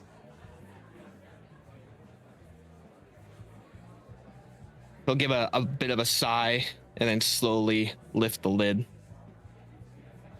As you lift the lid, you see one of the largest black-furred rats possibly you've ever seen, although it looks incredibly familiar, having seen it several times before, perched upon one of the pizzas, just digging in, helping themselves. But as you open the box, they sit back up on their hind legs and look over in your direction. Enjoying yourself? Yeah, who doesn't like free food? I would expect nothing less from you. If you do need anything, though, just let me know. Do you want the box closed or do you want it open? Oh, rat's out of the bag now, so you might as well just leave it open. All right. You'll flip the lid completely open at that point. As the patron spirit rat looks over his assembled family, he licks his paws before rubbing them together. Look at all these kids. He'll take a look around. Yeah. Wouldn't say a good group, but they try to do good things. Good of you to give them a place to congregate. You know, the way that I can keep an eye on them as well.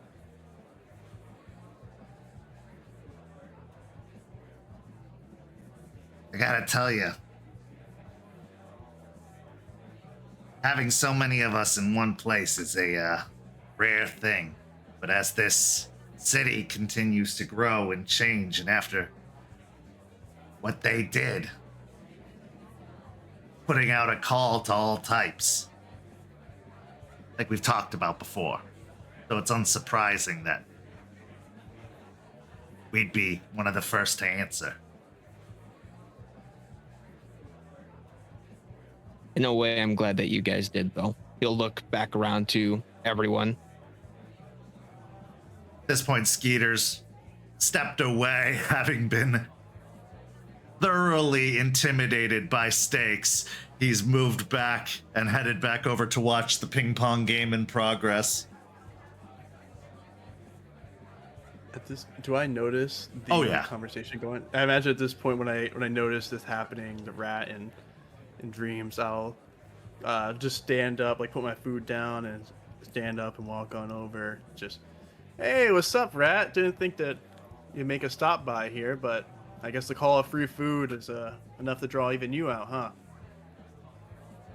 Well, gotta keep an eye on all of mine. And seeing two different groups of mine come together, it just warms my non-beating, incorporeal heart.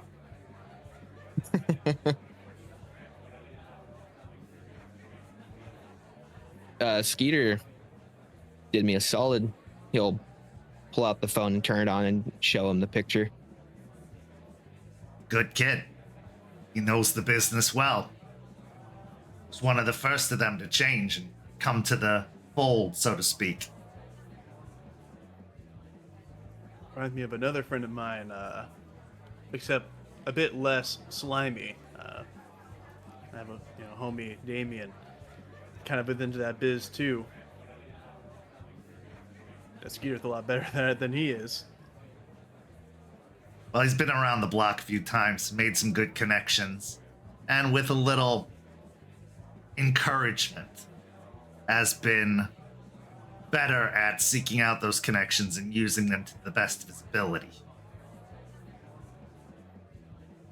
See that? Speaking of which, you both are making some pretty good connections of your own, aren't you? Some. Well, you beckoned me here with free food, the gathering of my kids. What can I do for you while I'm here? Just a favor offered by a rat? I must be dreaming. Whoa. Let's not get too hasty. But these opportunities don't present themselves too often. So I figure I would grace you with some thanks for what you've provided.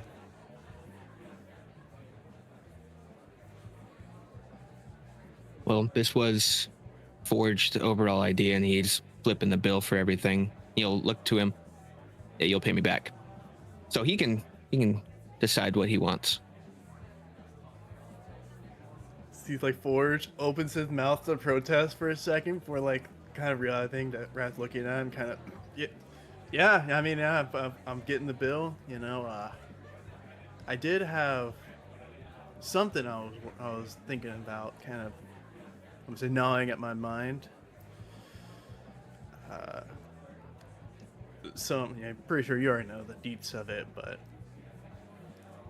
some people that I care about left.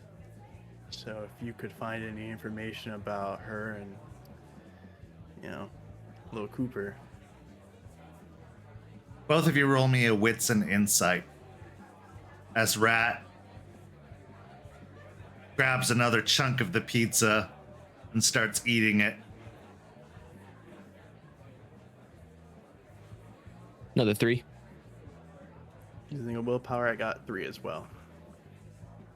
There's a slight shift in his posture, a kind of nervous energy as his eyes dart about slightly and he munches on the pizza a little more thoroughly.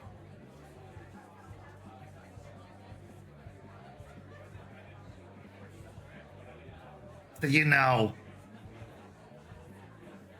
a lot that I can see. I mean, there's very little that escapes my notice. Well, much to my disdain.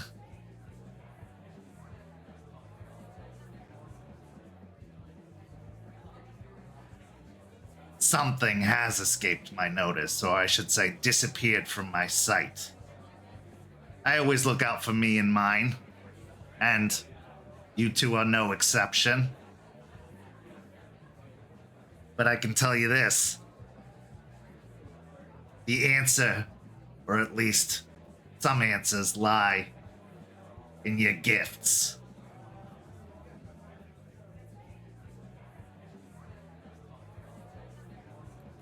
Forge thinks on it for a moment. I'm not gonna lie, Rat. That's... If you're telling me that someone disappeared from your gaze and you're giving me cryptic information about using my gifts to get some in, figure what happened, that's not inspiring a lot of confidence. I'm not. He's like Forrest kind of like tenses up a bit more now. He's a little bit of worry on his face. Like, dude, you can let me know if she's good or not, Like, I can handle some stuff. I've been going through a lot. I've been on that healing journey, man. I mean, I can take some info.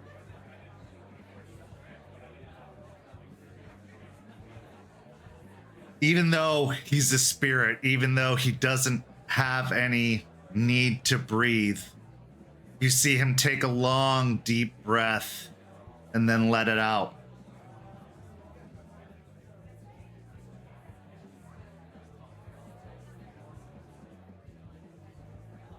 Something happened. Not entirely sure what.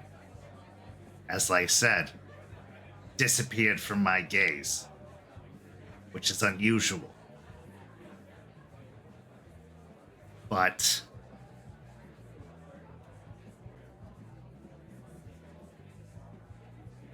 she's not all right, kid.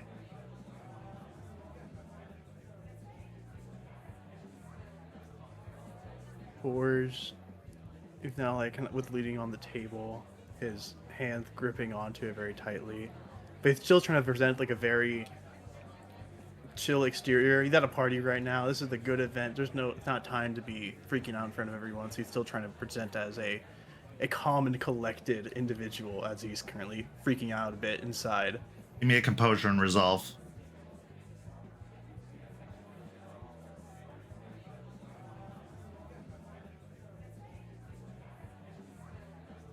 Two successes, could be worse.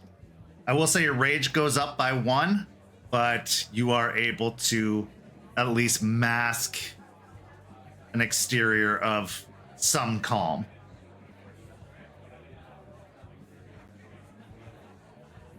We're not like nodding a few times before he. That's chill. That's all right. We'll just figure it out. We'll use our gifts.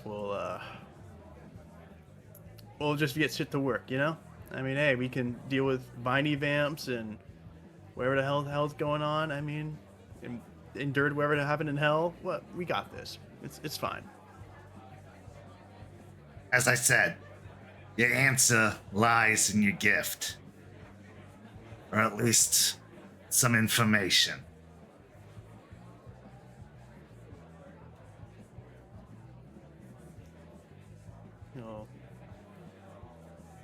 He'll look over now to Dreams. He said, do you have any questions either? I mean, I think mine took a little bit of an awkward turn here. I mean, it's... No. The way I see it, information isn't necessarily good or bad. It's just the information that's being passed. It's what you use with the information and how you use it. But I understand your sentiment. Now, Rat, you'll look towards Forge. We have an interesting relationship as far as things go, but he's been very kind lately and very helpful. Rat, I'm inquiring on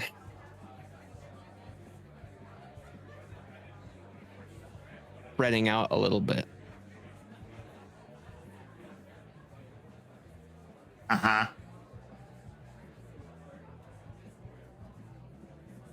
As far as additional places, this is more of an opinion. That's a favor I want.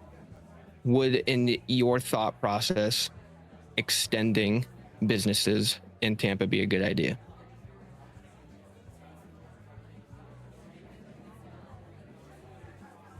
I think you are at a prime time to start spreading your reach. Having safe houses all throughout the city, places you can go, places you control. That's more eyes, that's more chances, that's more opportunities. And right now, the tower is crumbling, brick by brick, a little bit at a time. There's cracks forming in the foundation, going all the way back to a year ago. As much as they try to cover up those cracks with plaster, cement, once a foundation starts to crumble like that, there's only one place for it to go. That's down. They may put on a brave face, they may act like everything's fine, but they're scrambling, they're losing their grip. That's your chance to seize the moment. Take more for yourself and others. And with patience, an opportunity will present itself to use it to the best of your ability, even if it doesn't seem like it's right now. Okay. Bear in mind, kid, the deal is with one particular group. There's more than one group out there. Understood. No, you're right. Well, I'll try not to get narrow-minded about it. They also smell blood in the water, and they're circling like sharks, moving their way in, slowly but surely. So don't assume every face you see, every individual you meet represents the same organization. There are those looking to spoil the party.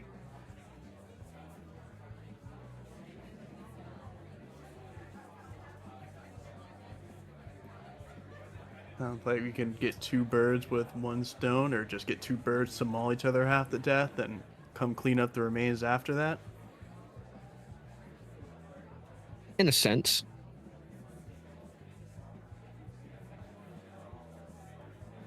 If you're looking to expand your reach more than just financially or business-wise, if you can find the right ears to listen,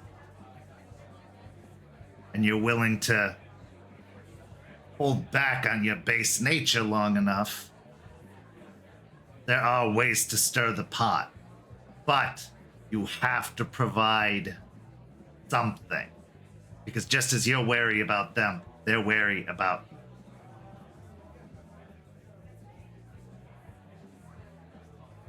You know me, I do like stirring the pot, adding a little bit of itching powder to the whole thing. I'll keep an eye out on places where additional reach can be acquired. More eyes on different things that are going on in the city would be beneficial. Like Skeeter does great, but need more. Just, careful who you go into business with. Don't get yourself into too much debt. Because if you do, the snake might constrict.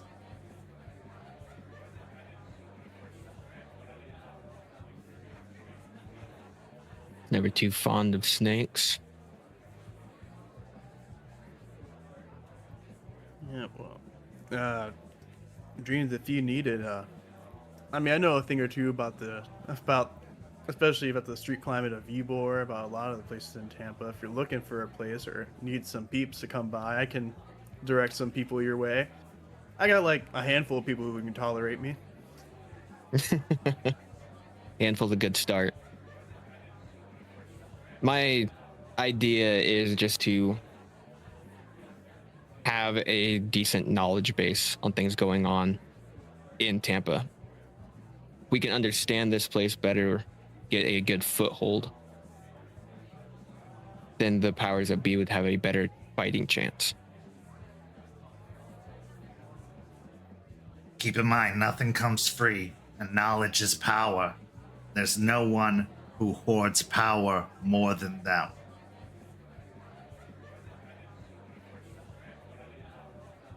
Got to make that foundation crack some more. And once it's all down, that knowledge will mean nothing.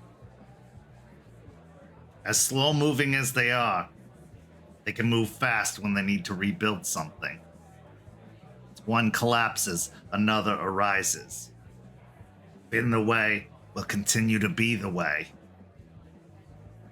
Especially if it goes untended or checked. We gotta keep kicking them while they're down. I do like that. I mean, that's the thing I was kind of wondering about with the whole info gathering stuff, because you guys are talking about all this. I mean, I chat with a lot of people on the streets, and I don't know, like, you guys get information from, like, important people? I mean, I would just kind of chat with Damien, he knew shit, and, you know, Ratkins know stuff. Like, how y'all kind of going about that? Well, to reveal a source that's a big deal. But Damien, that's a good start. Everyone needs that one guy that they can rely on to get that information, but you can use that one person to extend your reach on how knowledge is acquired. So Damien probably knew someone where he was getting the info. You get to know that guy, and so on and so forth. And then you build your own network on how you are gathering information. Make sure that you're always at the top of it, though. Nothing gets past you. Add to that, every resource is important. No one resource is more important than any other. It's just a matter of what it's used for, what you're looking for. You're building a pretty good network, hero of Ebor. You just got to keep your ear to the ground and don't let appearances deceive you. I have found the most overlooked are the best resources. The ones who go unchecked, unminded, unknown. Those are the ones who provide the best information. Look at these kids, and he gestures over to the Ratkin. Nobody would have paid them a second mind.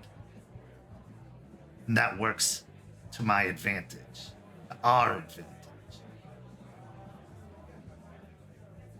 But don't ever take any of your resources for granted. All of them have value.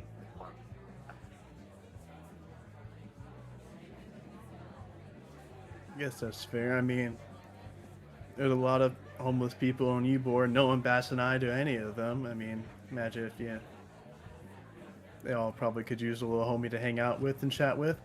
Okay, See, this sounds like some cool shit. It's like some spy shit going on here. I like it. In a way. Create an underground, a network of contacts and resources. You put those together. Start with one, then you connect it to another, and it goes beyond and beyond. Before you know it, you own the city. You don't need a title. You don't need money to own a city. What you need is information. Information is far more valuable than any dollar can put a price on it. Knowing everyone's dirty secrets. Knowing their goings on, where they are, what they're doing. Blackmail. These are the tools of the trade.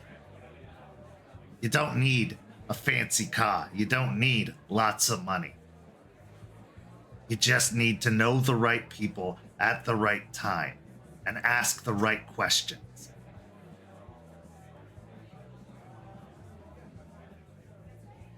Or it's like nodding, kind of internalizing all this, just thinking, kind of taking the information in, as he'll say.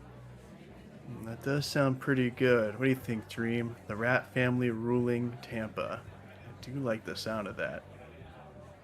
Tampa's not the first city it's been done to. It won't be the last. But don't let it get to your head either, because that will crumble the whole network down faster than anything else.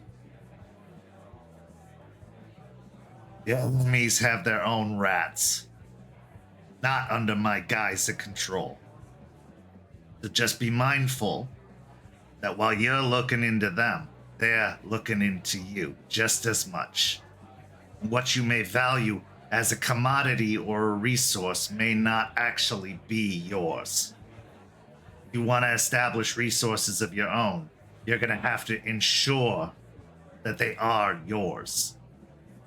Because it just takes one little slip up, one little piece of information, a tug upon a single string to unravel everything you've created.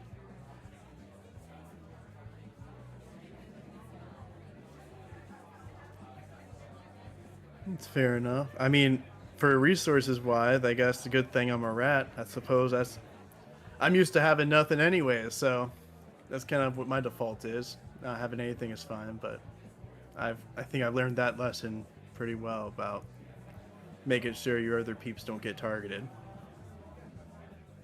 Also making sure you don't trust the wrong ones. You learned that firsthand. Lucky enough for you, I decided to take you at that time. Well, Gaia did. I helped out. Yeah, not my highest moment there. Well, I mean, hey, you found me in the bottom of the barrel, so probably exactly where you were, so. Bottoms of the barrel is where the best bits lie.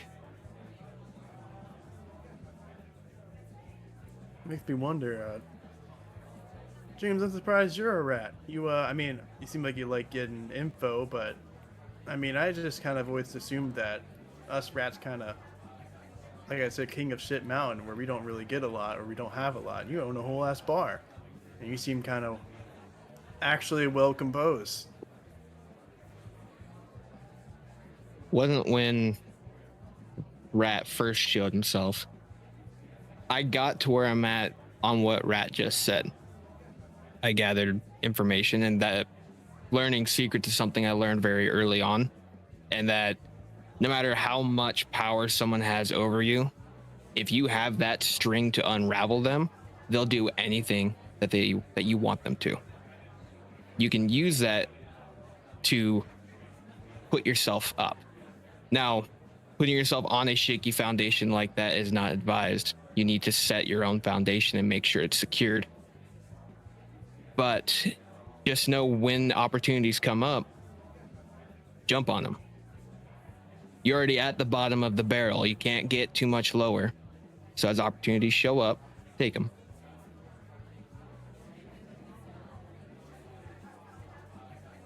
Dreams here is a perfect example of brains, not brawn, and how it can work for you.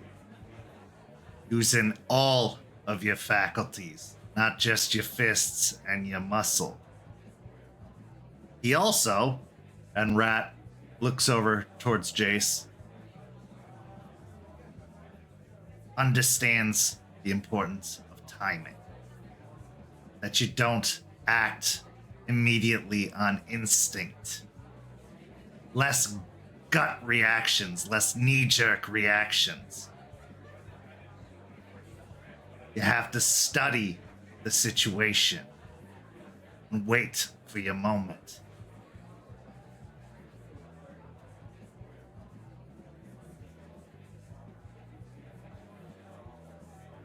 It's like, so like, like waiting for someone to open their guard, essentially. Hold up your guard until someone else drops there, then that's when you deliver the right hook. Precisely. Yeah, look for the slip up, look for the mistake. Let them get overconfident. Let them think they've won. Let them think they have the upper hand. Because when they get cocky, something you've learned very well, my dear child, that's when they make an error. When they think they've already won. That's when we slip in and prove them wrong.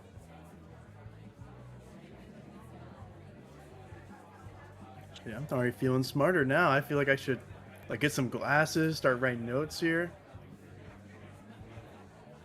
The other thing to keep in mind is our rage is one of our most powerful things that we can utilize. It gives us the abilities we have, but it's a terrible navigator.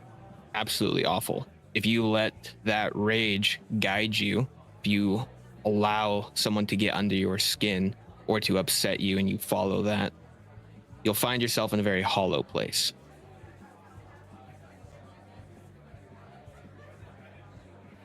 You'll also find yourself on your heels instead of the balls of your feet.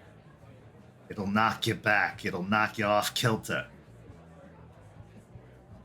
You have to stay centered. You have to stay aware. Enemies you encounter are going to prey upon your emotions. Mostly because most of them have none.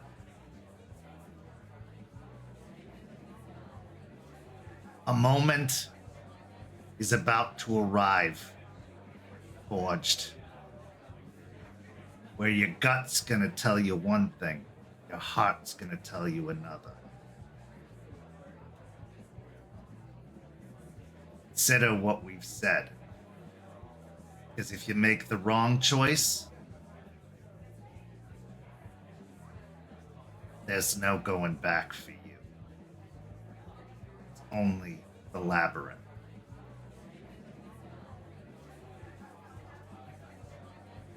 I'm not even sure what the labyrinth is, but that was fucking ominous. Jesus Christ. Okay. The labyrinth is one of the only places beyond my sight. Let's just put it that way. I can't help you if you go there. Damn, I'll keep that in mind. I mean,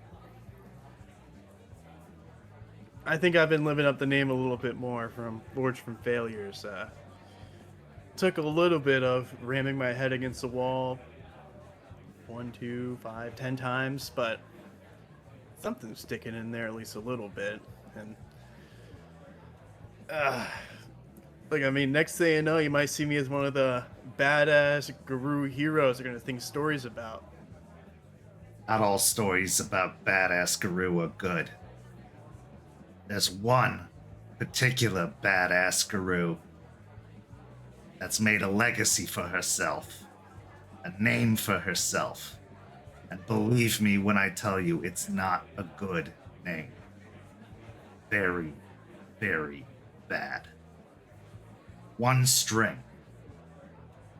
They pull it hard enough, you will unravel.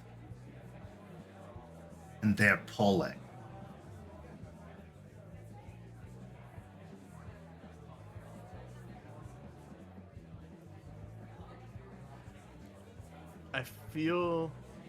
I think I'm starting to make a connection here. I'm not sure if that's what you're saying, but Well, I'm hitting you over the head with it, kid, so hopefully you're getting the message. Look, man, Ford's like kind of hand on the neck, rubbing it. Like, look, man, I'm not. Is it wrong to hope? No. I know what you're saying here, and it's. Fuck, that's gonna suck. And whatever. You can keep your head in the clouds, kid, but you gotta keep your feet in the ground. You gotta know where you're walking so you don't trip. Hope. As silly as it sounds, one of the only reasons your kind is still fighting. The loss of that hope means the loss of the fight.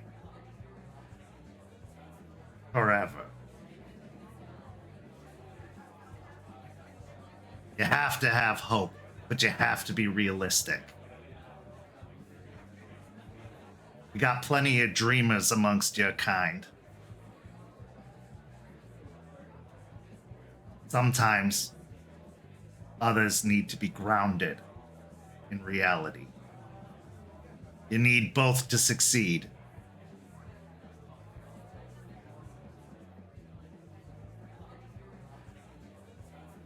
Forge will take a moment hearing what Rat's saying, especially about hope, about keeping yourself grounded.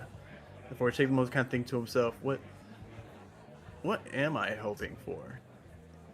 And he'll kind of look over the party, look around, seeing the Ratkins, seeing Stakes, kind of everyone at least mostly enjoying themselves. Seeing Rat here and Dreams, kind of comes to understand what he is hoping for right now, to be able to have more of these moments, these bonds with these people, these other people, and have connection, then to bring her here, bring Lilia here, and maybe Cooper, to have a connection like that with them as well, something that isn't clouded by his own insecurities. As he'll take a nod, he'll nod to that, and he'll say, "I get what you're saying, Rat. I'll make sure that I'll stay grounded here and make sure to nothing happens to him, or at least bring him back in one piece."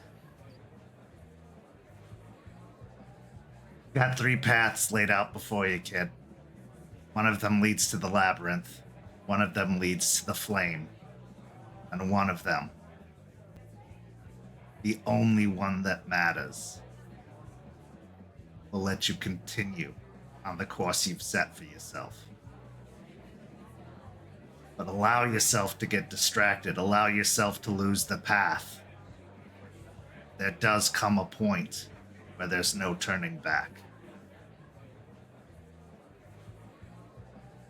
Little slip-ups happens to everyone. You are still part human after all. But you drift too far. You won't even see where you were going originally.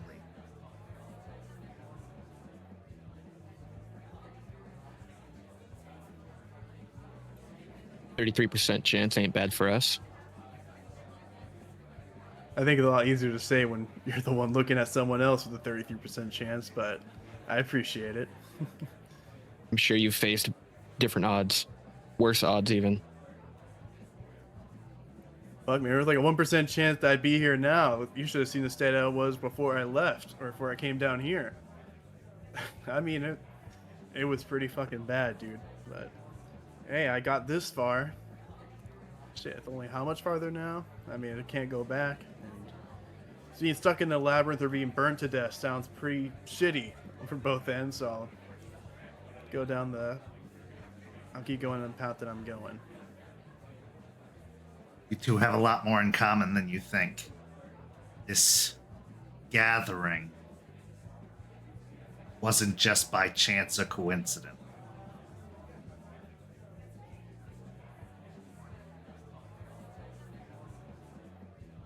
Where he looks at Dreams and, smiles. He says, "Yeah,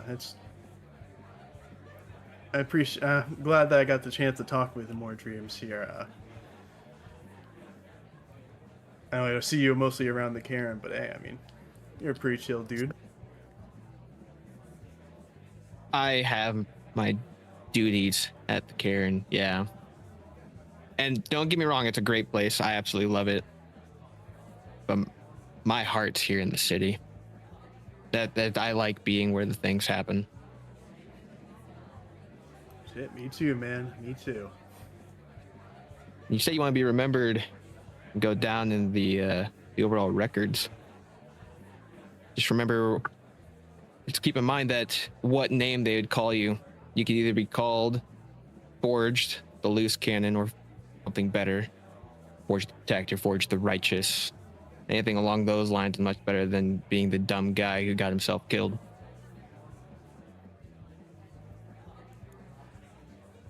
Yeah, I can agree to that. And that's gonna sound corny as fuck, but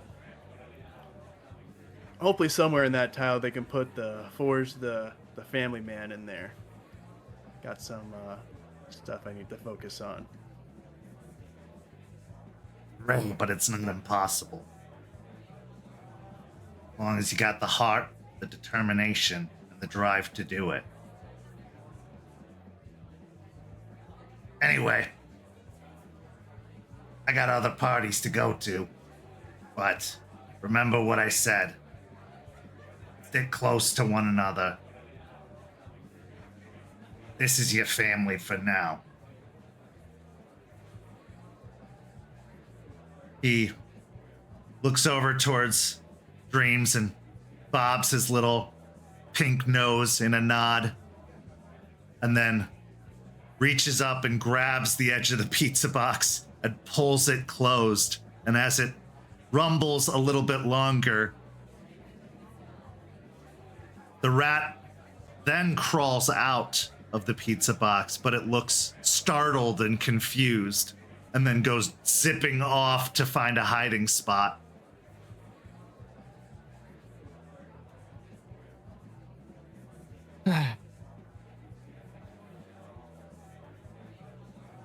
It's fine. Just have I'm rat sure that's, all the time. I'm sure that's gonna do great for your reviews, especially if the food people come by. Oh, I got a guy taking care of that. It's fine. And with that, we transition to our next scene. In our final scene of the evening, we find ourselves at the home of the Hellhounds, or at least what has been acting as the home for most of them ever since their arrival in Tampa. This place has seen quite a lot of emotion over that time. From one getting their jaw broke, to raised voices, to deep conversation. This place has seen revelations, seen growth. It's seen redemption. And it's also seen the gradual fall.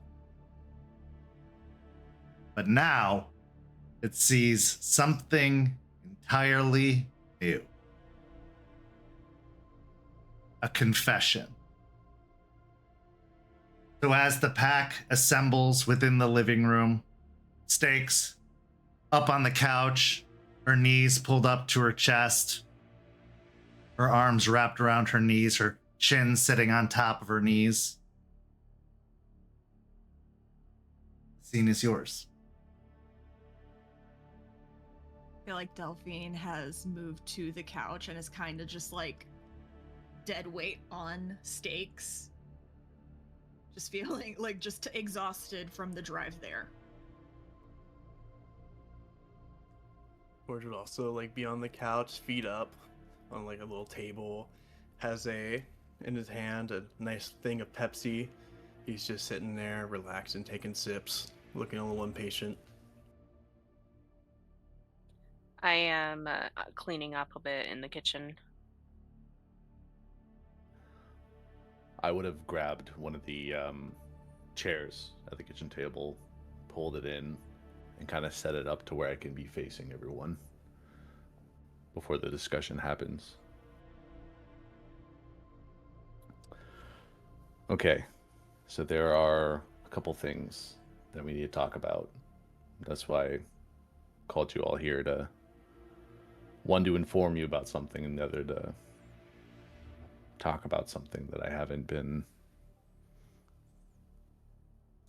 been willing to say for a while. But first, I talked to Charles a few days ago. We wanted to run down to the mission. And after the rundown was given, he informed me of the next mission that we'll be doing. And this time it's not one that we have a lot of time to plan. It's in about a week or so. We're on a timetable. Basically, Piney Point is going to be shipping out another load of the contaminated soil. And so we need to intercept the delivery truck while it's on its way to Georgia. We need to make it look like there was some sort of accident or something happened to the delivery. We can't go guns a-blazing. We can't make it super obvious it was us. But the shipment needs to be stalled and destroyed. We can't have it cross state lines. What is the best way to destroy it? Did he Juniper, say? as you ask that question, Stakes looks to you and then pats the front of the couch in front of her. I look at her for a moment before setting down the dish that I was drying off, and I go and sit by her. You sit down on the floor in front of her. Uncharacteristically, she reaches over to the side table and grabs a brush and starts awkwardly brushing your hair.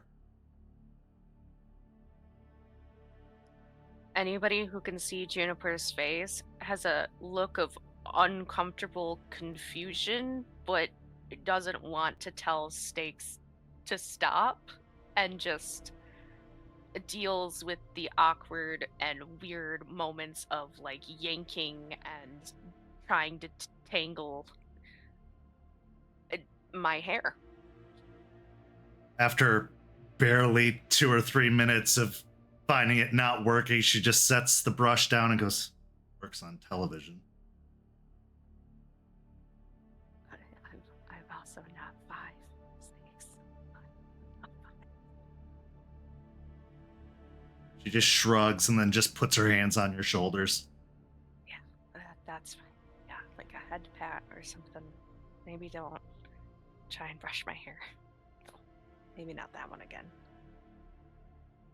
Just gonna stick to wolf stuff. Well, to answer your question, he didn't really inform me of the best way to take care of it. This is something that kind of happened spur of the moment that they found out. So we were tasked with it while they're dealing with some other things. And first thing that came to my mind was making it look like an accident that the cargo exploded. I mean, I know the soil that they're distributing, you know, has a bunch of chemicals, have a bunch of stuff mixed in that makes it a little bit volatile if it's not stored properly. And so maybe it wasn't stored properly, and an accident occurred, and the shipment went boom. That's just a first idea that popped in my head. We can plan a little bit more and try to figure out a more concrete idea in the next coming days. That was the first thing that came to my mind as well, which is why I asked. And I'll kind of lean in on Stakes a little bit more to reassure her that she's still doing a good job. But wouldn't cars on the highway potentially get caught in it? We could be causing a major accident that kills people. What if we just removed the infected cargo and let them finish their delivery?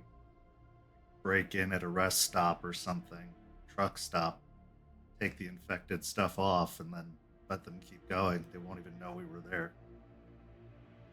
Wouldn't it be like obvious at that point that someone tampered with it if they like knew that there was going to be stuff there and it's gone? Then that sounds like kind of something went wrong, you know? We get a doctored manifest to switch out with the actual manifest. They'll just think the delivery was delivered as it should be. Wait, what if Ray just made the manifest not exist?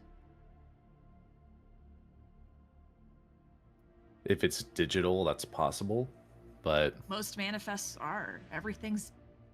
do you know anyone who still does hard copies? Any company? They're gonna try to get the tax break on saving paper. the thing is, I know how the right works is that it only really affects those that are in the right. So unless our names or something is in the manifest, it's not going to delete it. I can't target something like that. That's right. You could also just bribe the driver. Charles did say that the driver is human. So, as far as they're aware, this person isn't somehow one of those zombies making the shipment or some sort of other supernatural thing that's working with Piney Point. This is just a regular old delivery driver. So bribes might work. No, coming from me, this is a weird suggestion, but maybe we don't make a big mess this time. With fires and explosions, and maybe we try something a little more overt.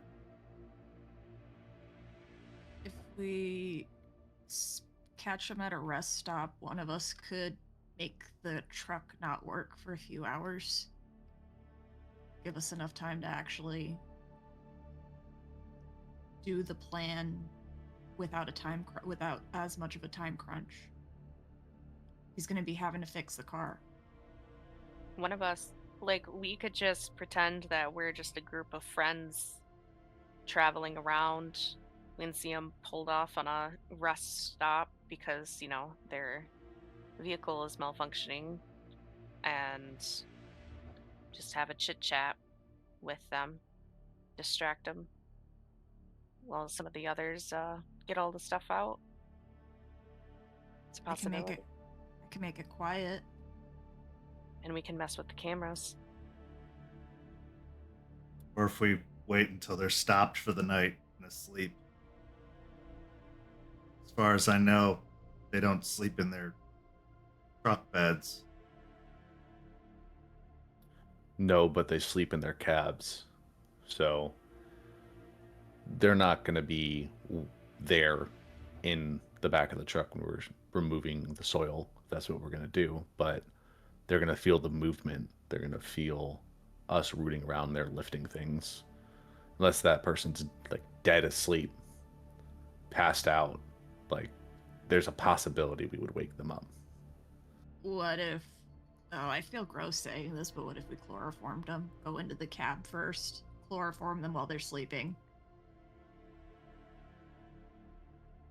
If I make it quiet, the car door won't make a sound opening. Chloroform only lasts a few minutes.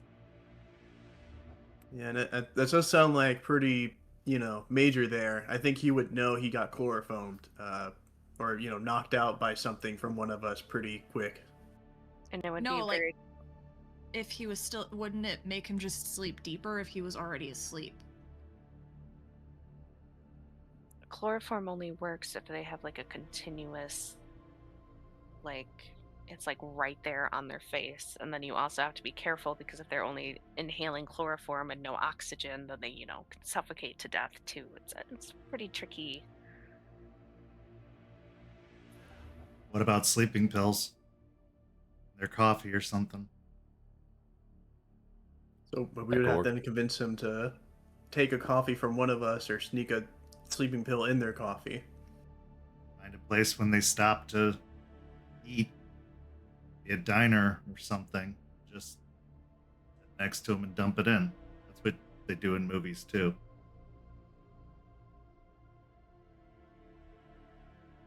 We could roofie them.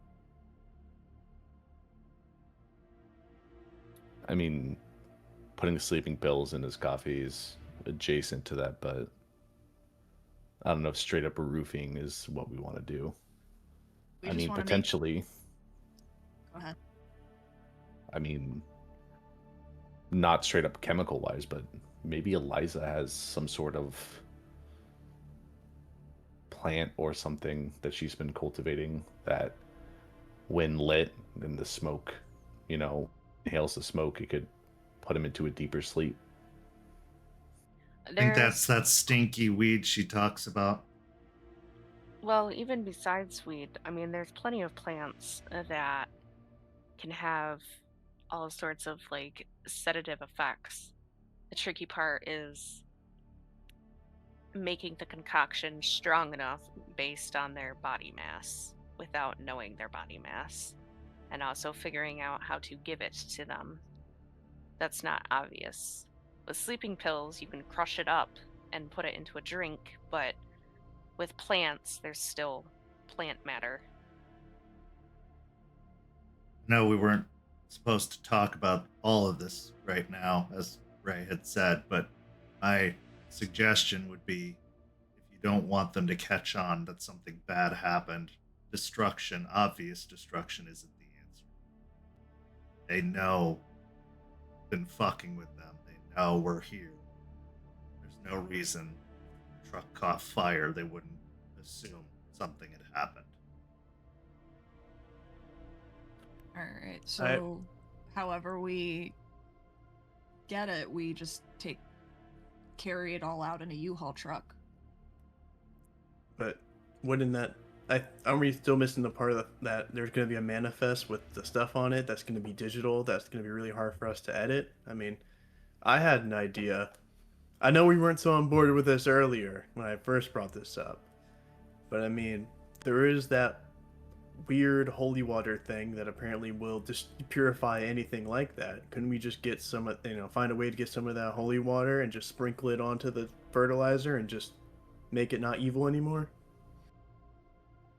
I mean, potentially, but I don't know if it's one drop and a whole barrel is, cured. It could take a lot to purify all of that. And I don't know if Spud is able to make enough of it that quickly. Well, we don't. She kind of just winces a little bit at the mention of Spud. We don't know if Spud even has holy water. We don't have a lot of time. If we don't know how much we would need. I think the smarter idea is to just either find a different method of destruction that isn't messy, or just take it. I mean, if we can manage to track it, and inevitably they're going to stop at a gas station, at a restaurant, something, they need to eat, they need to drink, they need to use the bathroom. If one of us can, cross paths with the driver, make friendly conversation, slip something into their drink, and then we just tag along, wait for them to fall asleep at a rest stop, and then make it quiet, mess with the cameras, pull the stuff out of the back of the truck into whatever vehicle we're using, and just get the fuck out of there. Do something with the manifest. That might be something that is worth talking to Artie about. Possibilities with that. So, I mean, it sounds kind of straightforward. Yeah, if we can do something about the manifest, because if we can't do anything with the manifest, this whole plan is kaput. The thumb down with the hand. Yeah.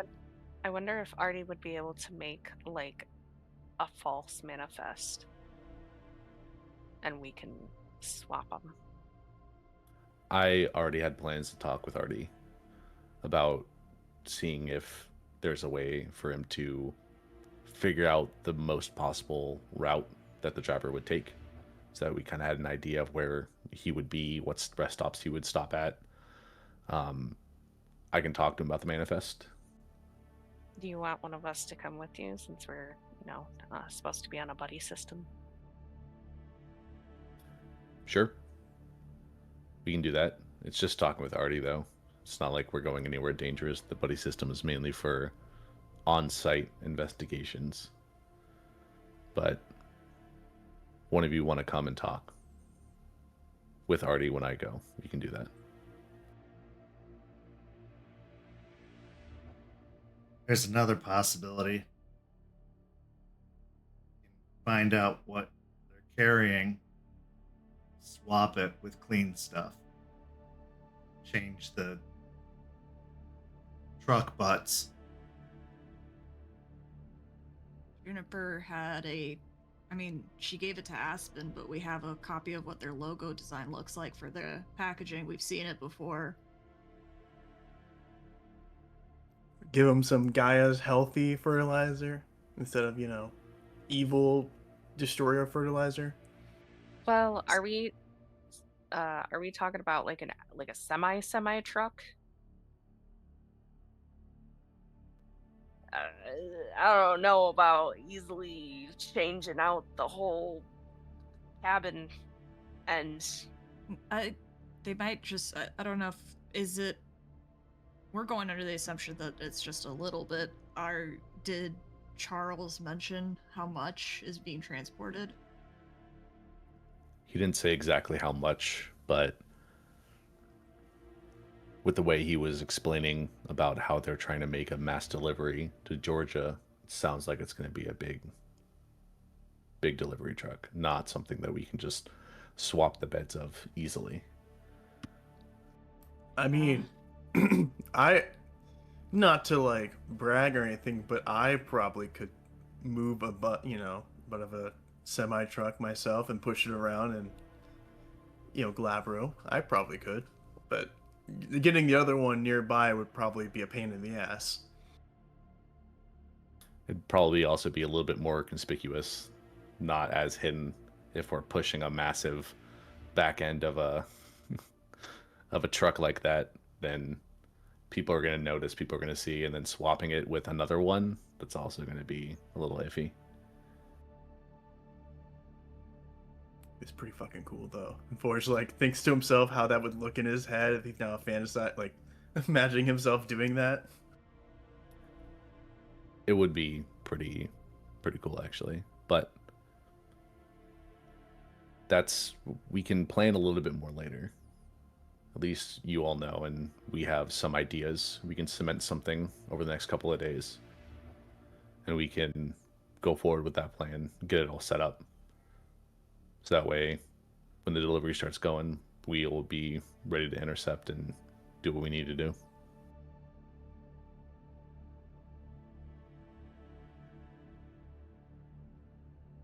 Okay.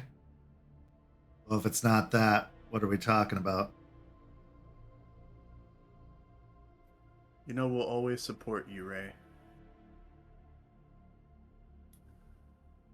At that, I'll kind of raise my eyebrows and make a face of I hope so. I'll kind of lean over in the chair and interlace my fingers in my hands and kind of grip tightly, just trying to find the strength to finally say something. And after about a minute or so,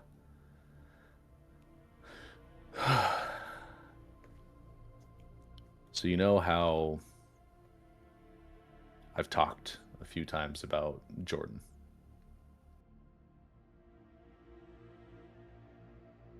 Yeah, in passing. And every time I've said that the reason I changed for the first time was to protect him and that I failed. I wasn't lying at that. I did fail to protect him. But I didn't correct the assumptions I believe you all made that he's dead.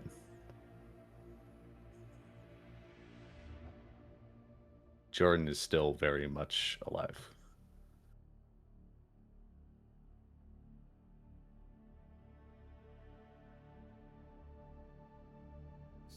Stakes has a very kind of confused look on her face with a furrowed brow. Good.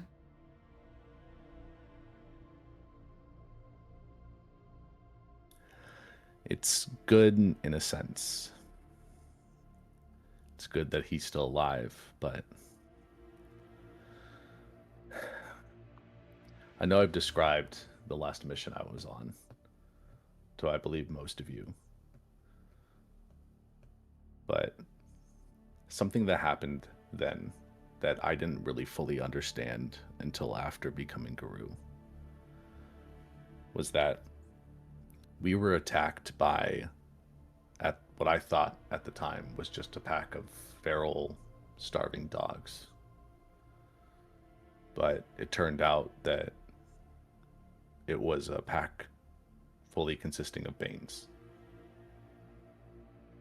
And during the mission, Jordan was dragged away by the Banes.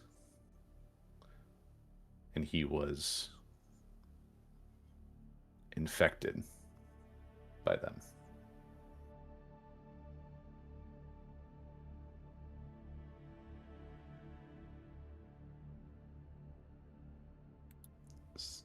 So did he like get away or something? This is taking a weird turn here. I'm not sure where this is going. I mean, we got away. My first turn, I broke out of the hospital. I killed all those people. And I did it all to get Jordan away from people that were trying to take him. I don't know where they planned to take him. I don't know what they were planning on doing, but I needed to get him out of that hospital, out of Germany, and back here. And so I did. I succeeded. I was able to get out of Germany with him. I was able to protect him in a sense, but after a while I started to realize that something changed, and the Jordan I knew isn't the Jordan that I'm currently dealing with right now. He's still there, but it's that infection. Basically, a Bane took over him. He's fighting this Bane that's inside of him, and has been for the past year or so. Where has he been this whole time?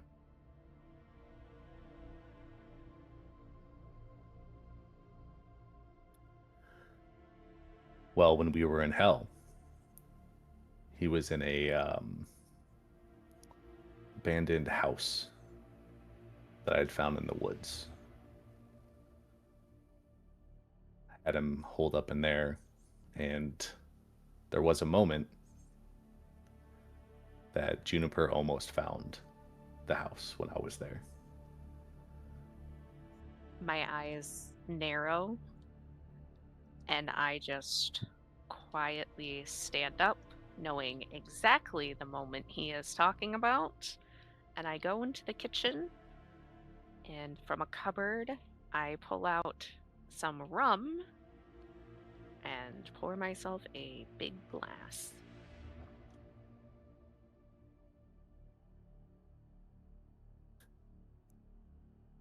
When we traveled down from hell, and we traveled separately, I transported him in my truck, and he's been down here in a house that I bought very cheaply, very run down, and he's been there for the entire time we've been here. Ray? Does Jordan have brown hair? Yeah. Looks a little bit like me, but worse, weight-wise. Yeah.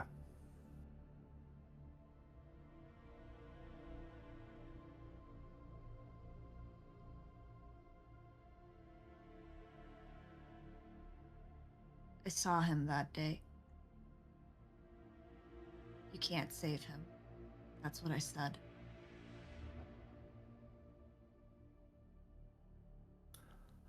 I'll close my eyes and fight back the anger that's kind of rising up a little bit at that comment. Push it down and exhale a little bit and open my eyes. Yeah, I remember that's what you said. A lot of people have been telling me that. Ray, that doesn't... Your friend sounds like that, but that's probably a Fomori. What I saw... That was a corpse.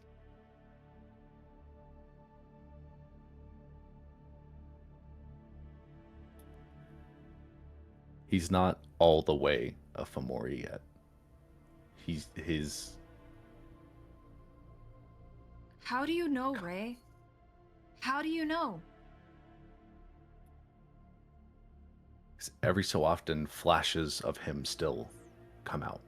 He is still fighting inside of it, and I'm trying to find a way to remove that bane from him and remove that curse that he has on him so he can come back to the way he was. He's not fully a Fomori yet.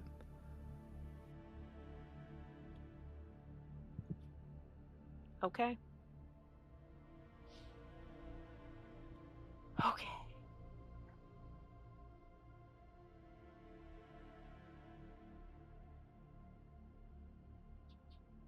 How Ray, long has how it been? long- I was just going to ask the same question.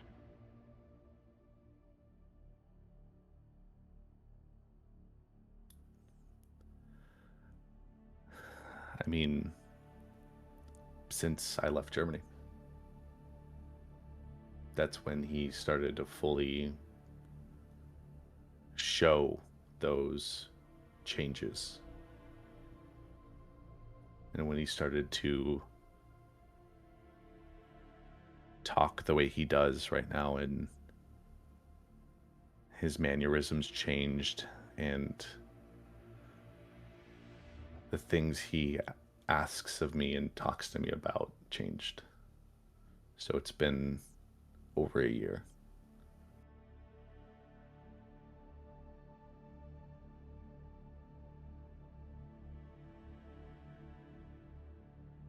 Okay. I have a question that you are going to get upset about. But I have to ask it.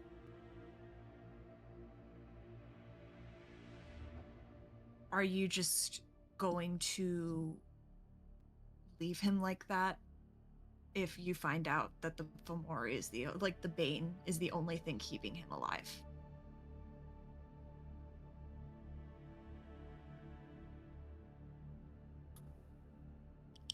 My face will harden, and I will just lock eyes with Delphine. I know that once that thing is out of him, that he will be just fine. My friend is still there, and I will do anything I can to make sure that he comes out of this, because I vowed to protect him.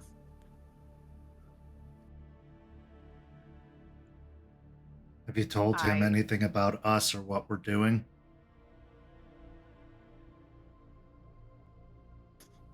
I mean, I've told him about the pack. I mean, I talk to him, tell him about what's happening every once in a while. Not anything too much or too crazy. But he knows about you all. I mean, there's not much more to talk about with him. I can reminisce about stories with him only so much before it becomes too painful to talk about it.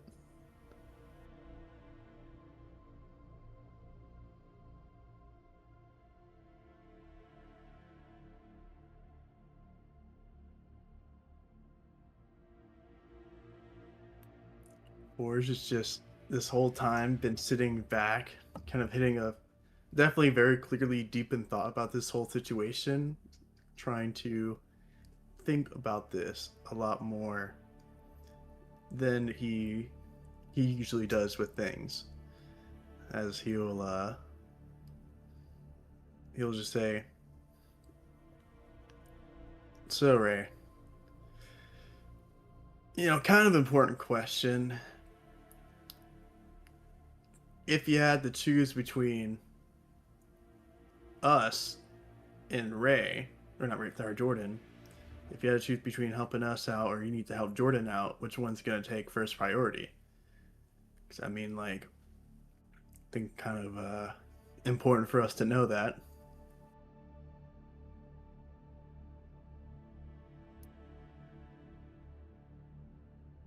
I mean, have I let you guys down yet? I mean, I've been with you on every mission. I put all I could into all the planning, into investigating, into helping everyone here in some way through their own personal journeys. I mean, I'm not going to throw one away for the other. Ray, there is someone that I talked to recently told me some good advice, that all someone needs on you is one thread, one little string, and they can pull that hard enough and they'll get you. So if the matter, you've been doing all this shit now, but like, what happens when, evil guy McGee's take Jordan and they're like, hey, either you get Jordan or you betray your homies? I mean, which one you're gonna do? Or like, if you had to go help Jordan out in the middle of a mission, would you go help Jordan out? Like,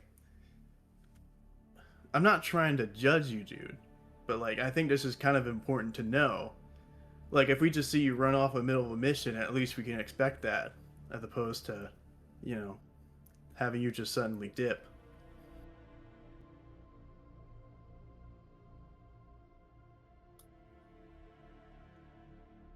Honestly, I don't know the answer to that question. I don't know if, in the heat of the moment, what I would choose. Because this pack and him means so much to me that I don't know in that moment if I could choose one or the other.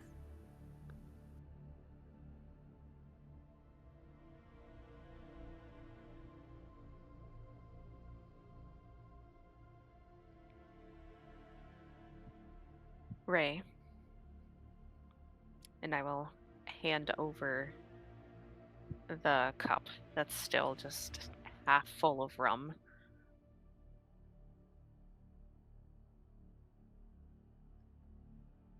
Jordan may still be alive in there, but that Bane is just as equally alive.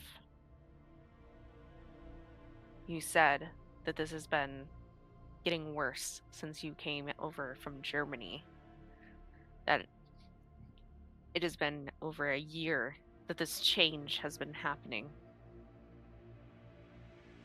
Banes are not our friends.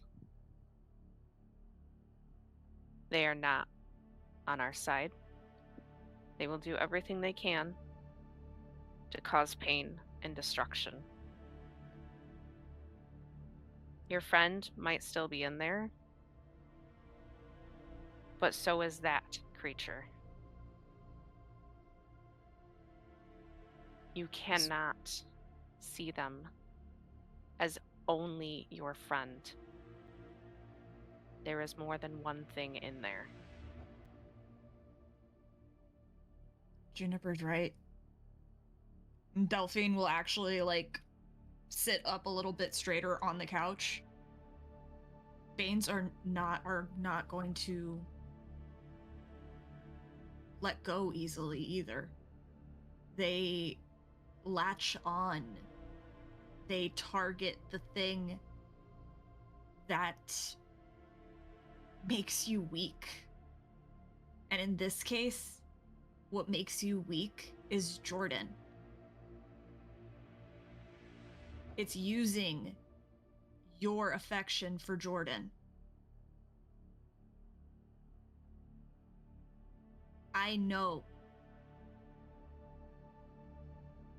Ray, I know how that Bane is targeting you right now. I have a legitimate question. How is Jordan even surviving?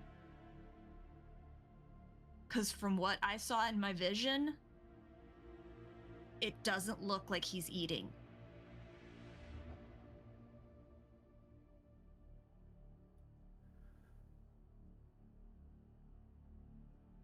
He eats. I mean, I bring him food whenever I can in big quantities. I make sure that he eats. I make sure that he's comfortable in the way that in that house. And I help him in any way that I can.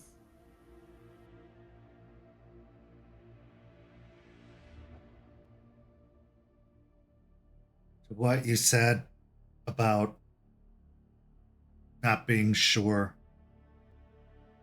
who you'd run after if something bad happened, I think none of us can answer that question. Absolute sureness. It's easy to say when it's not happening to you that, yeah, you do the right thing, you stay with the pack, you finish the mission, but you'd be lying. Because until you're there, until you're in that moment, until it's happening, you don't know for sure. Raymond, what's your ideal turnout for this? I don't mean this conversation.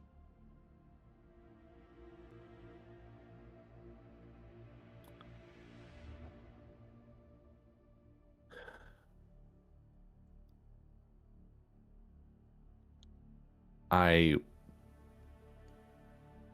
told you all this because I wanted your help and I needed your help with this. So hopefully that help will allow me to remove this Bane from Jordan. And that separation will allow us to destroy the Bane, or at least weaken it to an extent so that way we can deal with it, and then Jordan would be safe.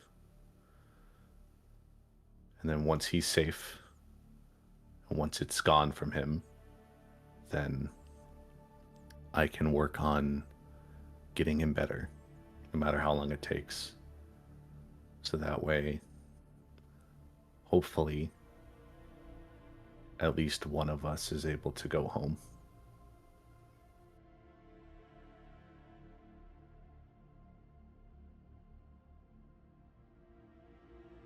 I'm gonna make a deal with you, Ray, but I need to know that you'll agree to it fully. I'll help you. But if I tell you it can't be done, you have to believe me. I know where you are. I've been where you are. Unfortunately, there was nothing I could do. But I don't believe anything is completely impossible. So if you think it's still possible, I'll help. If we get to a point that it's not, you have to believe me, or else I can't help. Because I didn't believe the ones who told me. And I had to do something I still regret to this day.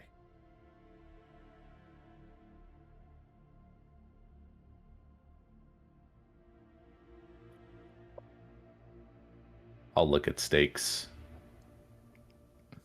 hands still clenched, almost to the point now of complete white knuckle.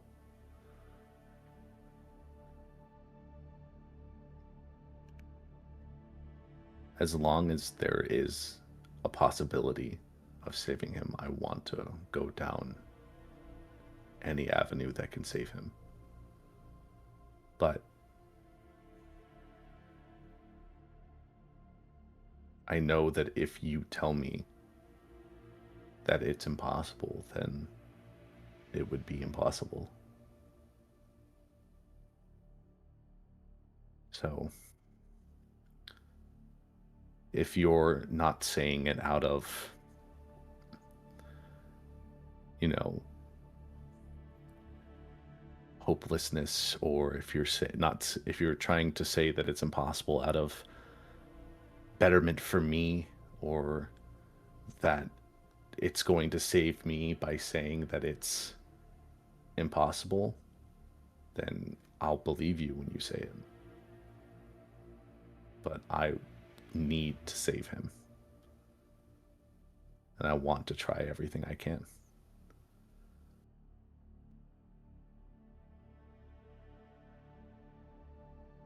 There is no road I wouldn't walk down for any one of you. I will walk down every possible path with you.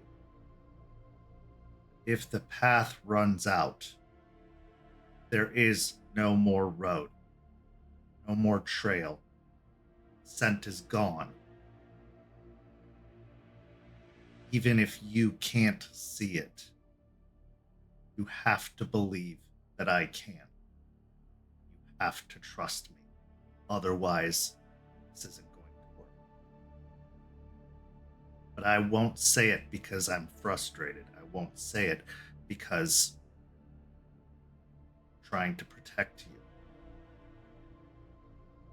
Every single one of you knows I don't give up easily, even when given plenty of cause to.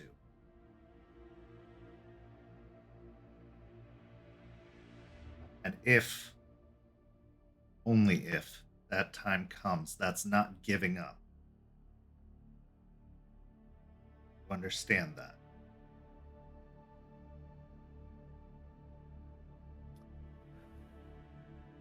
I do. And that's all I ask. I will hold you to that. You will have my help. I will turn to the others, releasing my grip of my own hands and letting them kind of fall to my lap.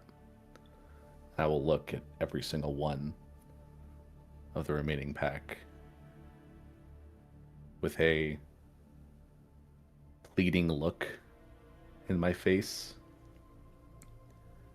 my eyes slightly wet.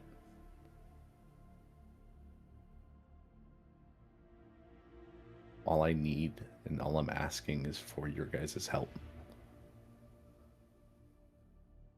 I understand that you think that this is a lost cause, and that's all I've ever been told.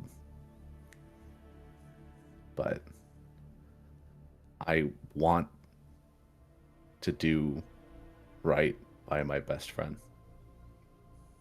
by someone I call a brother. And I need your guys' help to do that. Because at this point, I can't do it by myself. So would you please help me?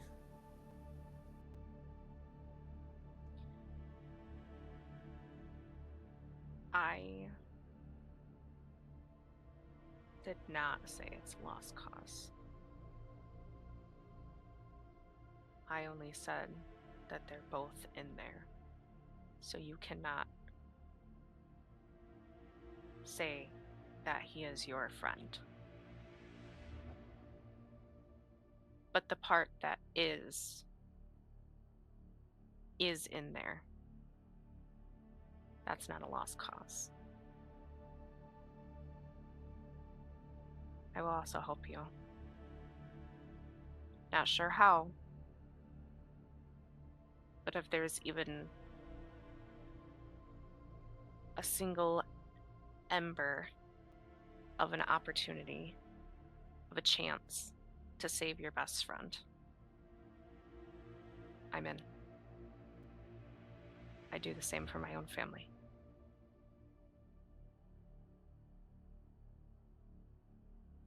Forge will adjust in his seat, like putting his feet down, sitting up, kind of straightening his posture. He'll look over to Ray as he just takes a deep breath. Look, dude, I get wanting to do anything to save someone that means a lot to you. I mean, I can't say I don't understand that shit, but still kind of sucks to know that we've been withheld information and misled for like the last over a year now. So, I mean, it does suck a little bit. It's rich coming from me, I know, but I mean, shit still kind of sucks. I mean, fuck it. I mean, I'll help out as long as it's not gonna involve me sacrificing myself or doing any sort of crazy ritualistic bullshit. Then I'm game.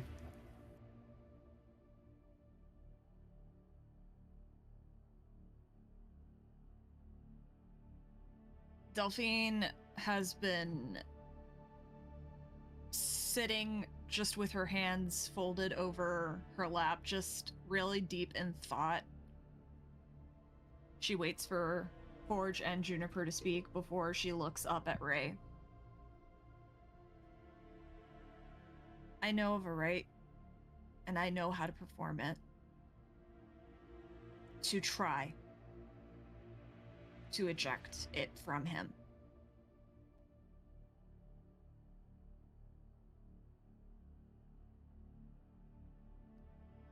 It is damaging. He won't leave without a scar. And I can't promise that when the Bane leaves, he will survive. But Ray, if I perform this right, I will eject that Bane. I'm a Theurge, and that is what I have to do. That is how I combat the worm.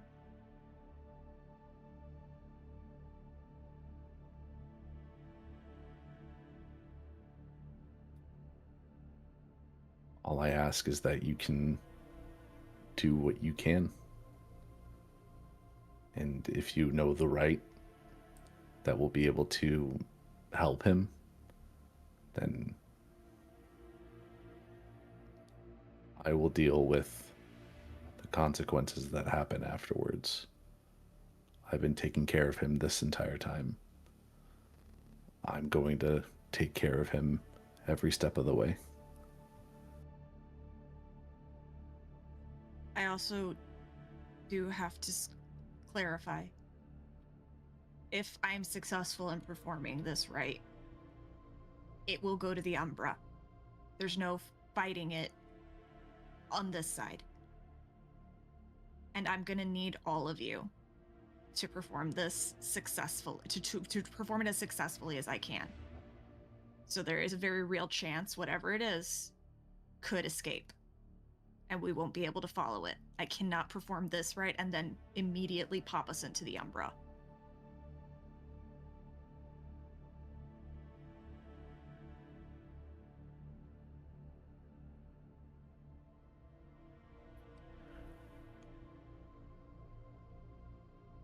As long as Jordan's free from it, I will make sure that Bane never gets near him again. I'll help you, just with the understanding that it might not work the way you want it to. I understand.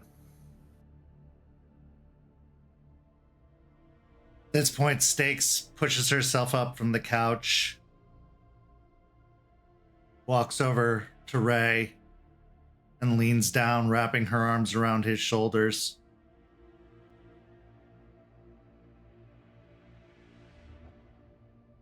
I hate that you didn't feel like you could tell us this whole time.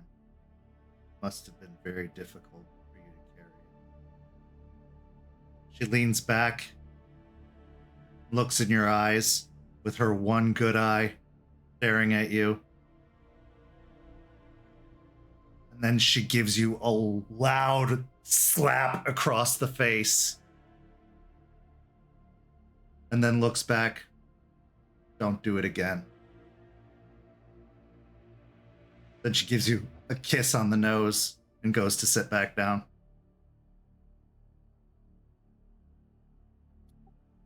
Reeling a little bit from the slap, but knowing that it could have been a lot worse than just a single slap, I will slightly smile after rubbing my cheek a little bit. And then I will look down away from everyone and just say, thank you. As a few tears will fall, hidden behind my hair and my hat.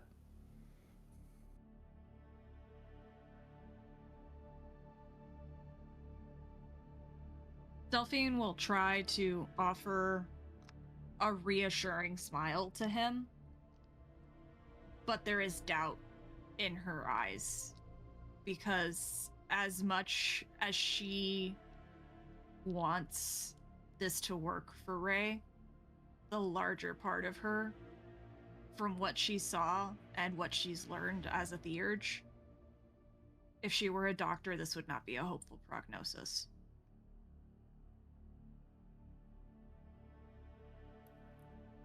Forge is currently now being reminded of what he talked about with the rat, the experiences he've had, kind of thinking about the lessons he've learned and maybe how this applies to now Ray as well, about keeping himself grounded. As he kind of realized that he needs to be more grounded himself in order to be there for Ray, to make sure this guy doesn't go off the deep end. As he understands the pain of losing someone like that and tries to give like a small reassuring smile, and maybe like leans over and like a little single pat or two with the hand on the shoulder before saying something like, "Oh man, we're gonna figure it out. It'll be all right." Before leaning back.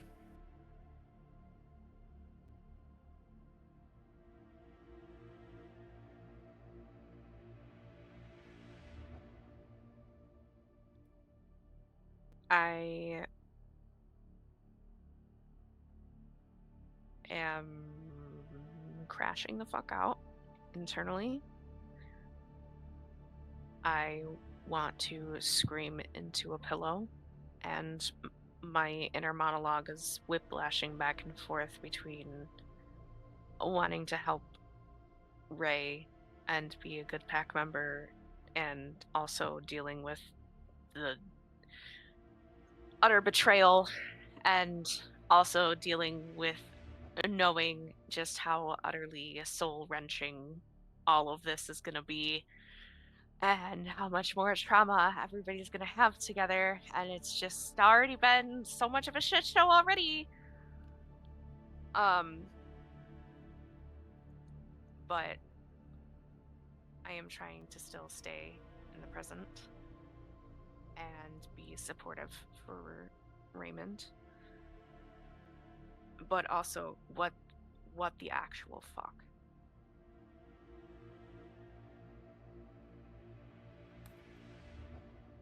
around this point, kind of after a moment of silence, Forge will speak up. I know we're kind of having a moment here, but I felt like since we're on this topic, I also had some stuff to talk about.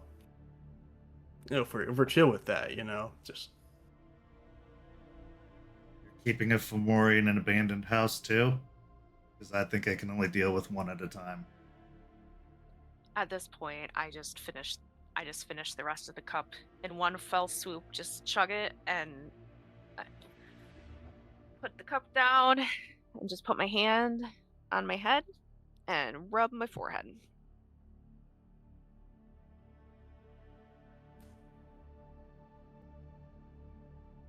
Yeah, Forge just he'll give a chuckle himself like no, I'm not doing anything crazy like that, but it is something like kind of fucked up dealing with like, and he like realizes what he says and then looks to Ray like, oh, my bad. And then kind of continues. As I was saying, I've had some shit go on, and well, kind of got to a point where I should talk about it with y'all, and I thought it was like gonna be a 1 or 2 off thing, but now it's kind of becoming something more. You didn't knock up someone else again, did you?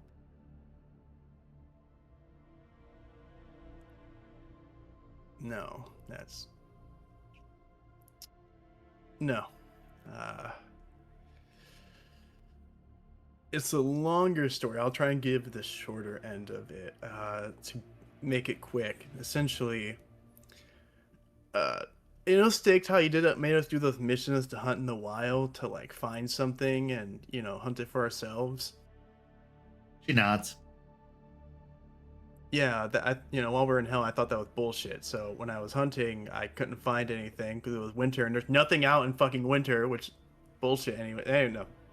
So I was running around. I smelled something in a field, some like farm field or something. It was like I followed the scent and it led to a hole, which led to a like kind of basement thing.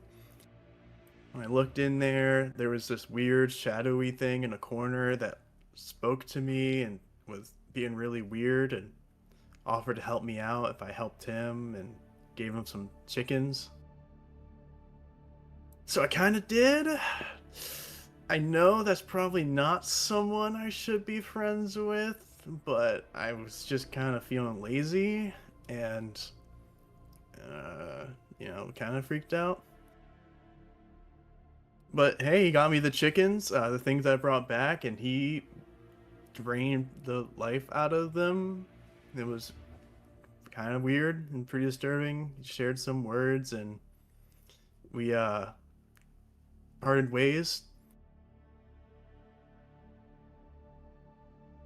Delphine's stare was just kind of neutral up until he said drained the life out of them. Because at first she's just like, okay, it might have just been a mischievous spirit. Now she's staring at him just... Yeah, no, Forge, I think that's a bane. And then what happened, Forged? What happened after you two parted ways? Well, I mean, I'm never really paying attention to spirits class. But I was, when we first came down here and I was walking around the streets in Newborn one night when shit was kind of rough, and I met the guy again. I think guy. It was in the like weird baggy hoodie and clothes. Like I thought it was a crackhead at first, to be honest, but it was like kind of weirdly cloaked where I couldn't see much of his features and spoke in this terrifying voice. So I was kind of on edge, and when I asked why'd he came, he said he like followed the leader, so I assumed he followed me because duh. So he told me about the whole basement thing. That's where I found out about that and the treasure down there, and led to the terrible monster in the basement that I'm not supposed to tell you guys about.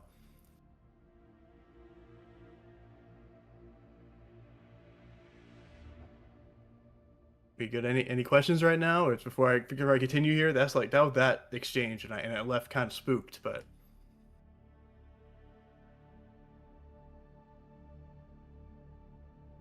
No, I'm Uh, just internalizing it all, Forged. I just. uh, And I look at Delphine, and I just, like, throw my hands up, like, what the fuck? I thought our shit was bad. She's just got a headache now because she doesn't feel good. She didn't feel good to begin with, and now she just is getting a headache that's turning into a migraine. yo, dude. I mean, look, it's not like I like gave away crucial information about you guys or like did anything super weird. You know, I kind of was on edge and like kept my guard and found out about the basement thing from it. So look, I wasn't doing anything like, you know, wild. He like he's about to say crazy, but he stops himself. Forged. I don't want to ask this, but remember how you told me about the lady? Yeah, the Vanessa lady. Did you ever talk to this thing like you talked to that lady? Oh, I mean, not in the same way. No, I mean, I wasn't gonna fuck the thing, so I wasn't telling it anything really that crazy. I think I like may have said a few things about how you guys were pissing me off at the time, but I mean, nothing too wild. But I mean, it seems to like, if I remember correctly, like it kind of gave ominous like phrasing, like it knew about my life, but also didn't. It was being very, very vague. But it's not the last of it though. So I was in this bathroom at this gymnasium, and just kind of, to myself. When the stall opened behind me and the thing was back, had some more info. Apparently it was, did the whole like, when you want to find me, I'll find you thing. And turns out he told me that he had a way for me to get my revenge on Vanessa. And that if I went alone with him, I could fuck up and kill Vanessa and he would get his quote unquote freedom. So Everyone just hears the counter crack a little bit. That's a trap. She's looking at Ray now. She's looking at Ray now, like just to see, like looking at him, just being like, what are you feeling about all this, pack leader? So, as Forged was talking and telling the whole story, at first it was still kind of dealing with the feelings of what we just talked about, but as Forge talked more and more and more, Ray will look up and a look of concern and then dread will appear on his face when he realizes that the friend that Forged is talking about is Jordan. The draining the life from the chickens, knowing things about his life that it shouldn't know.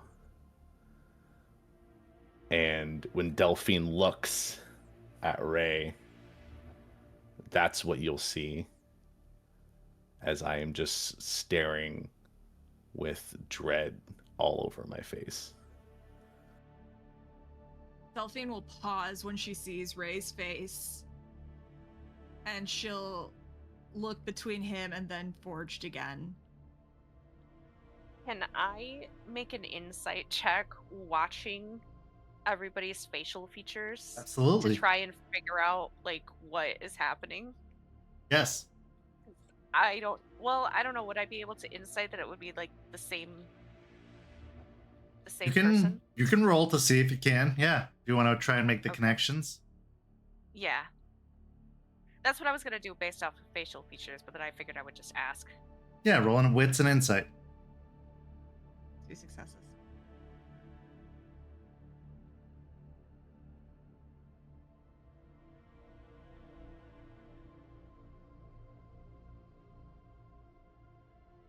That is 6 with a crit.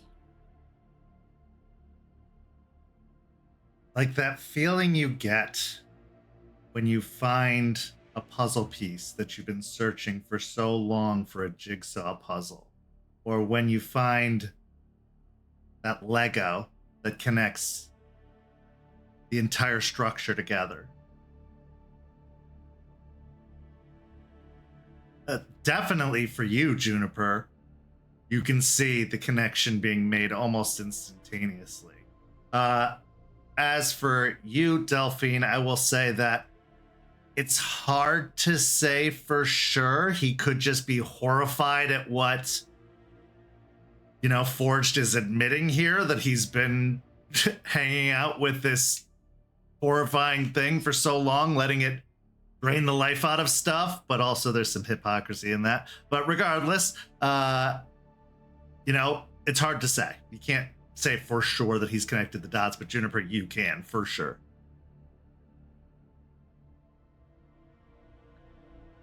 Hey, Raymond.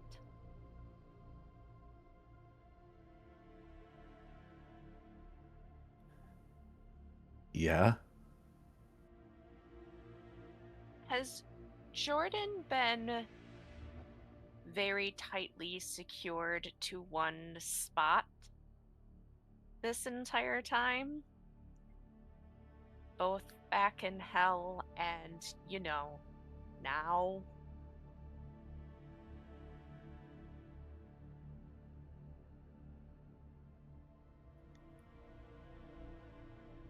When I leave him alone, I tend to secure him to a chair or to a location as best I can.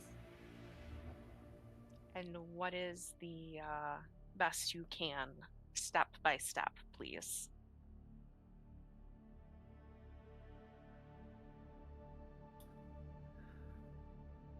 Well, at first, to be on the safer side, before I was really looking into a way to save him, I was tying him fully to a chair and securing him that way, making sure he was in that one position the entire time I was gone, which wasn't too long because I would check on him daily and stay with him for a few hours when I could.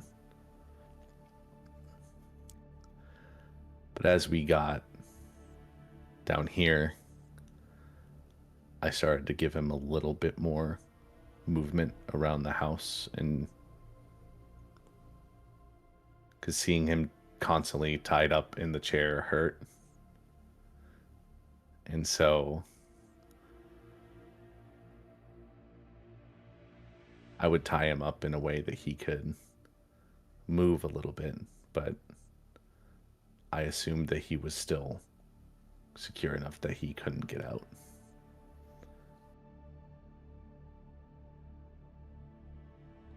So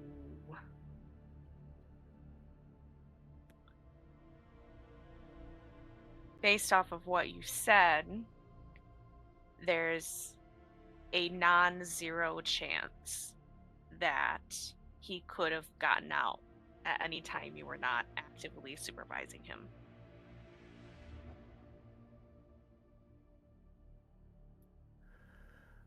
At this point, it's not a non-zero chance. I feel like Delphine has made the connection of what Juniper's hinting at now. And she'll look at Forged. And he wanted to lead you to Vanessa. The shadowy figure that I feel like we're hinting is Jordan. Yeah. He offered that I could get my revenge and I could get essentially a one-on-one meeting with Vanessa if I went alone. Which means he's working with Piney Point. Or with, at the very least, Vanessa. He also did know about the monster in the floorboards too, or no, in the floor foundation. I didn't mention anything like about that to him. But he mentioned it. That's where I learned it from. He told me that there was something life-changing to be found in the foundation. Oh, is that what you were talking about that one night? Where's like glances over to Juniper, like, yeah, narrowing a little bit for a second before looking back to Ray, going, yeah, that's the kind of the stuff I have learned and shared with Charles.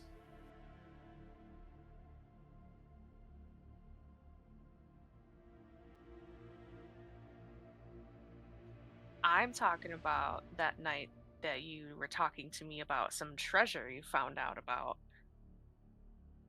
That's the same one I told Charles. But you learned it from Jordan. Well, the thing that I didn't know was Jordan at the time, yeah. I mean, it was really important, valuable information that I learned from for free, essentially. I wasn't going to look a gift horse in the mouth.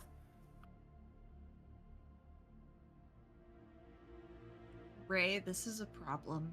This is a bigger problem than we initially thought.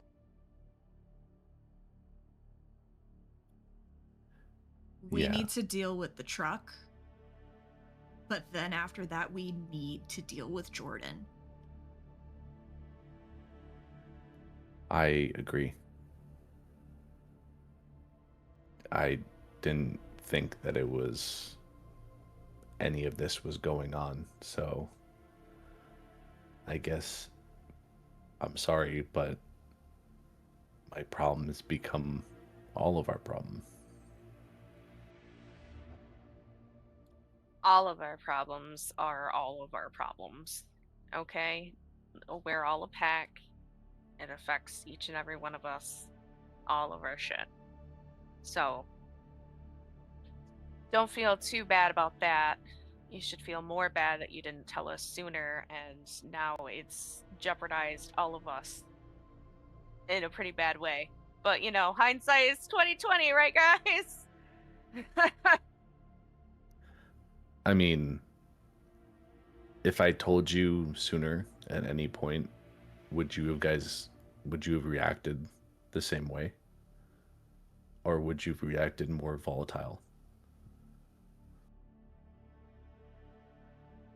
I'll be real, we didn't give the best track record when I brought up Spud, so I can understand Ray being hesitant to bring it up. I was pretty chill. I would have been more motivated back then than I even am now. Because I was fresh off my entire family dying.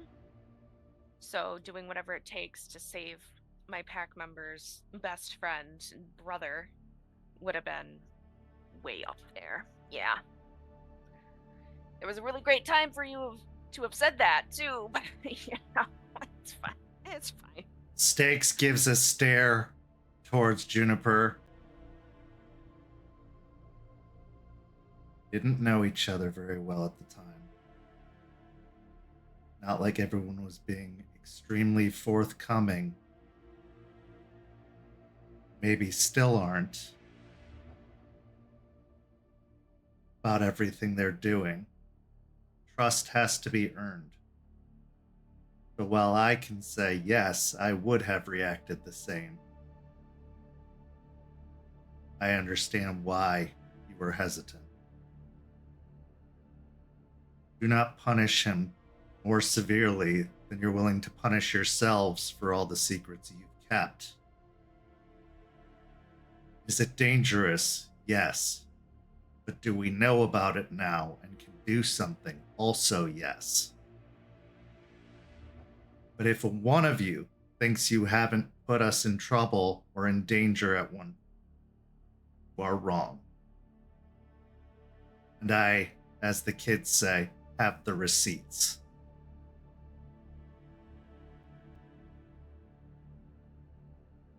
I felt like my stuff wasn't the worst, but okay. I mean, I get it. No, I'm not punishing. I just, man, this stuff.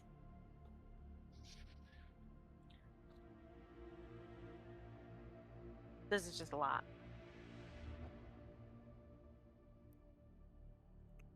I still gotta ask though of I know it seems like a trap. It smells like a trap. It looks like a trap. Probably means it's a trap.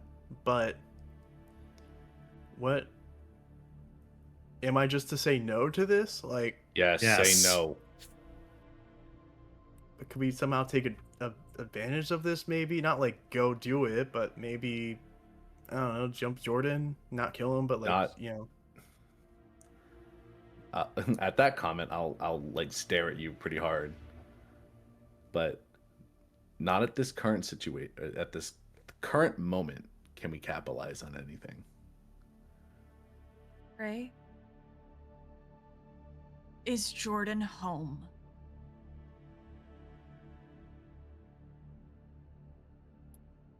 When was the last time you checked on him?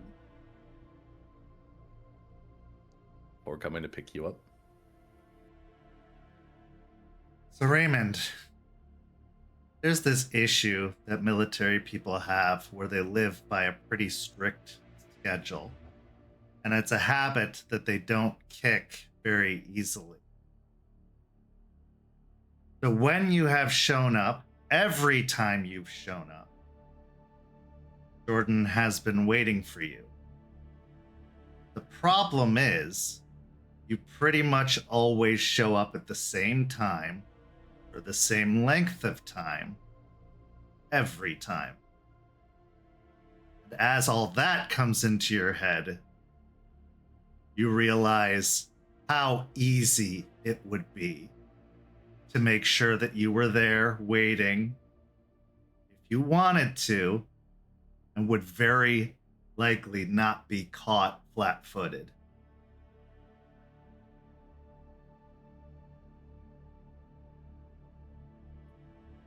I will let out a big sigh.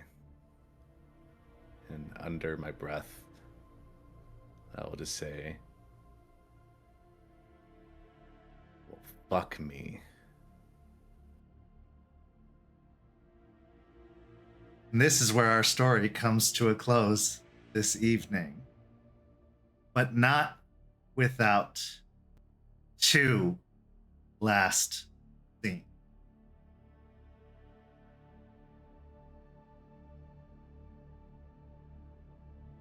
Our first scene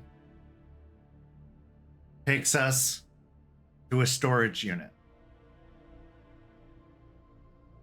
As we make our way inside the storage unit, we see a ruin of a luxury car.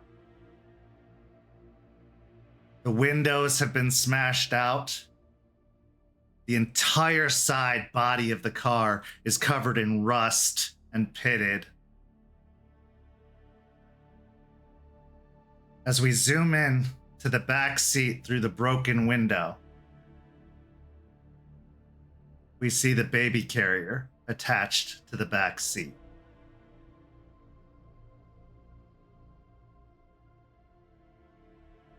And we see the dark stain on the back seat.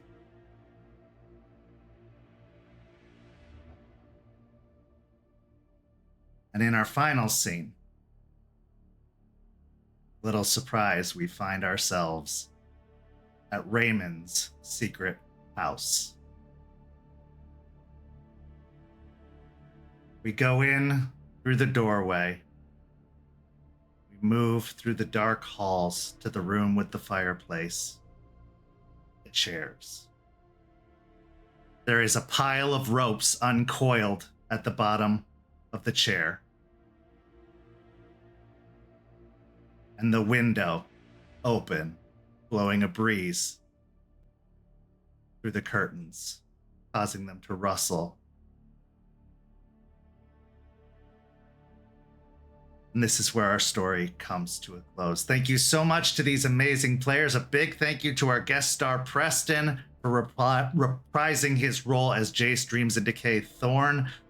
We'll be back on Tuesday with an episode of Rage Across Tampa over on Twitch, and we'll be back here next Friday with another episode of Hellhounds. What will this pack get into next? I think they're slowly starting to find out.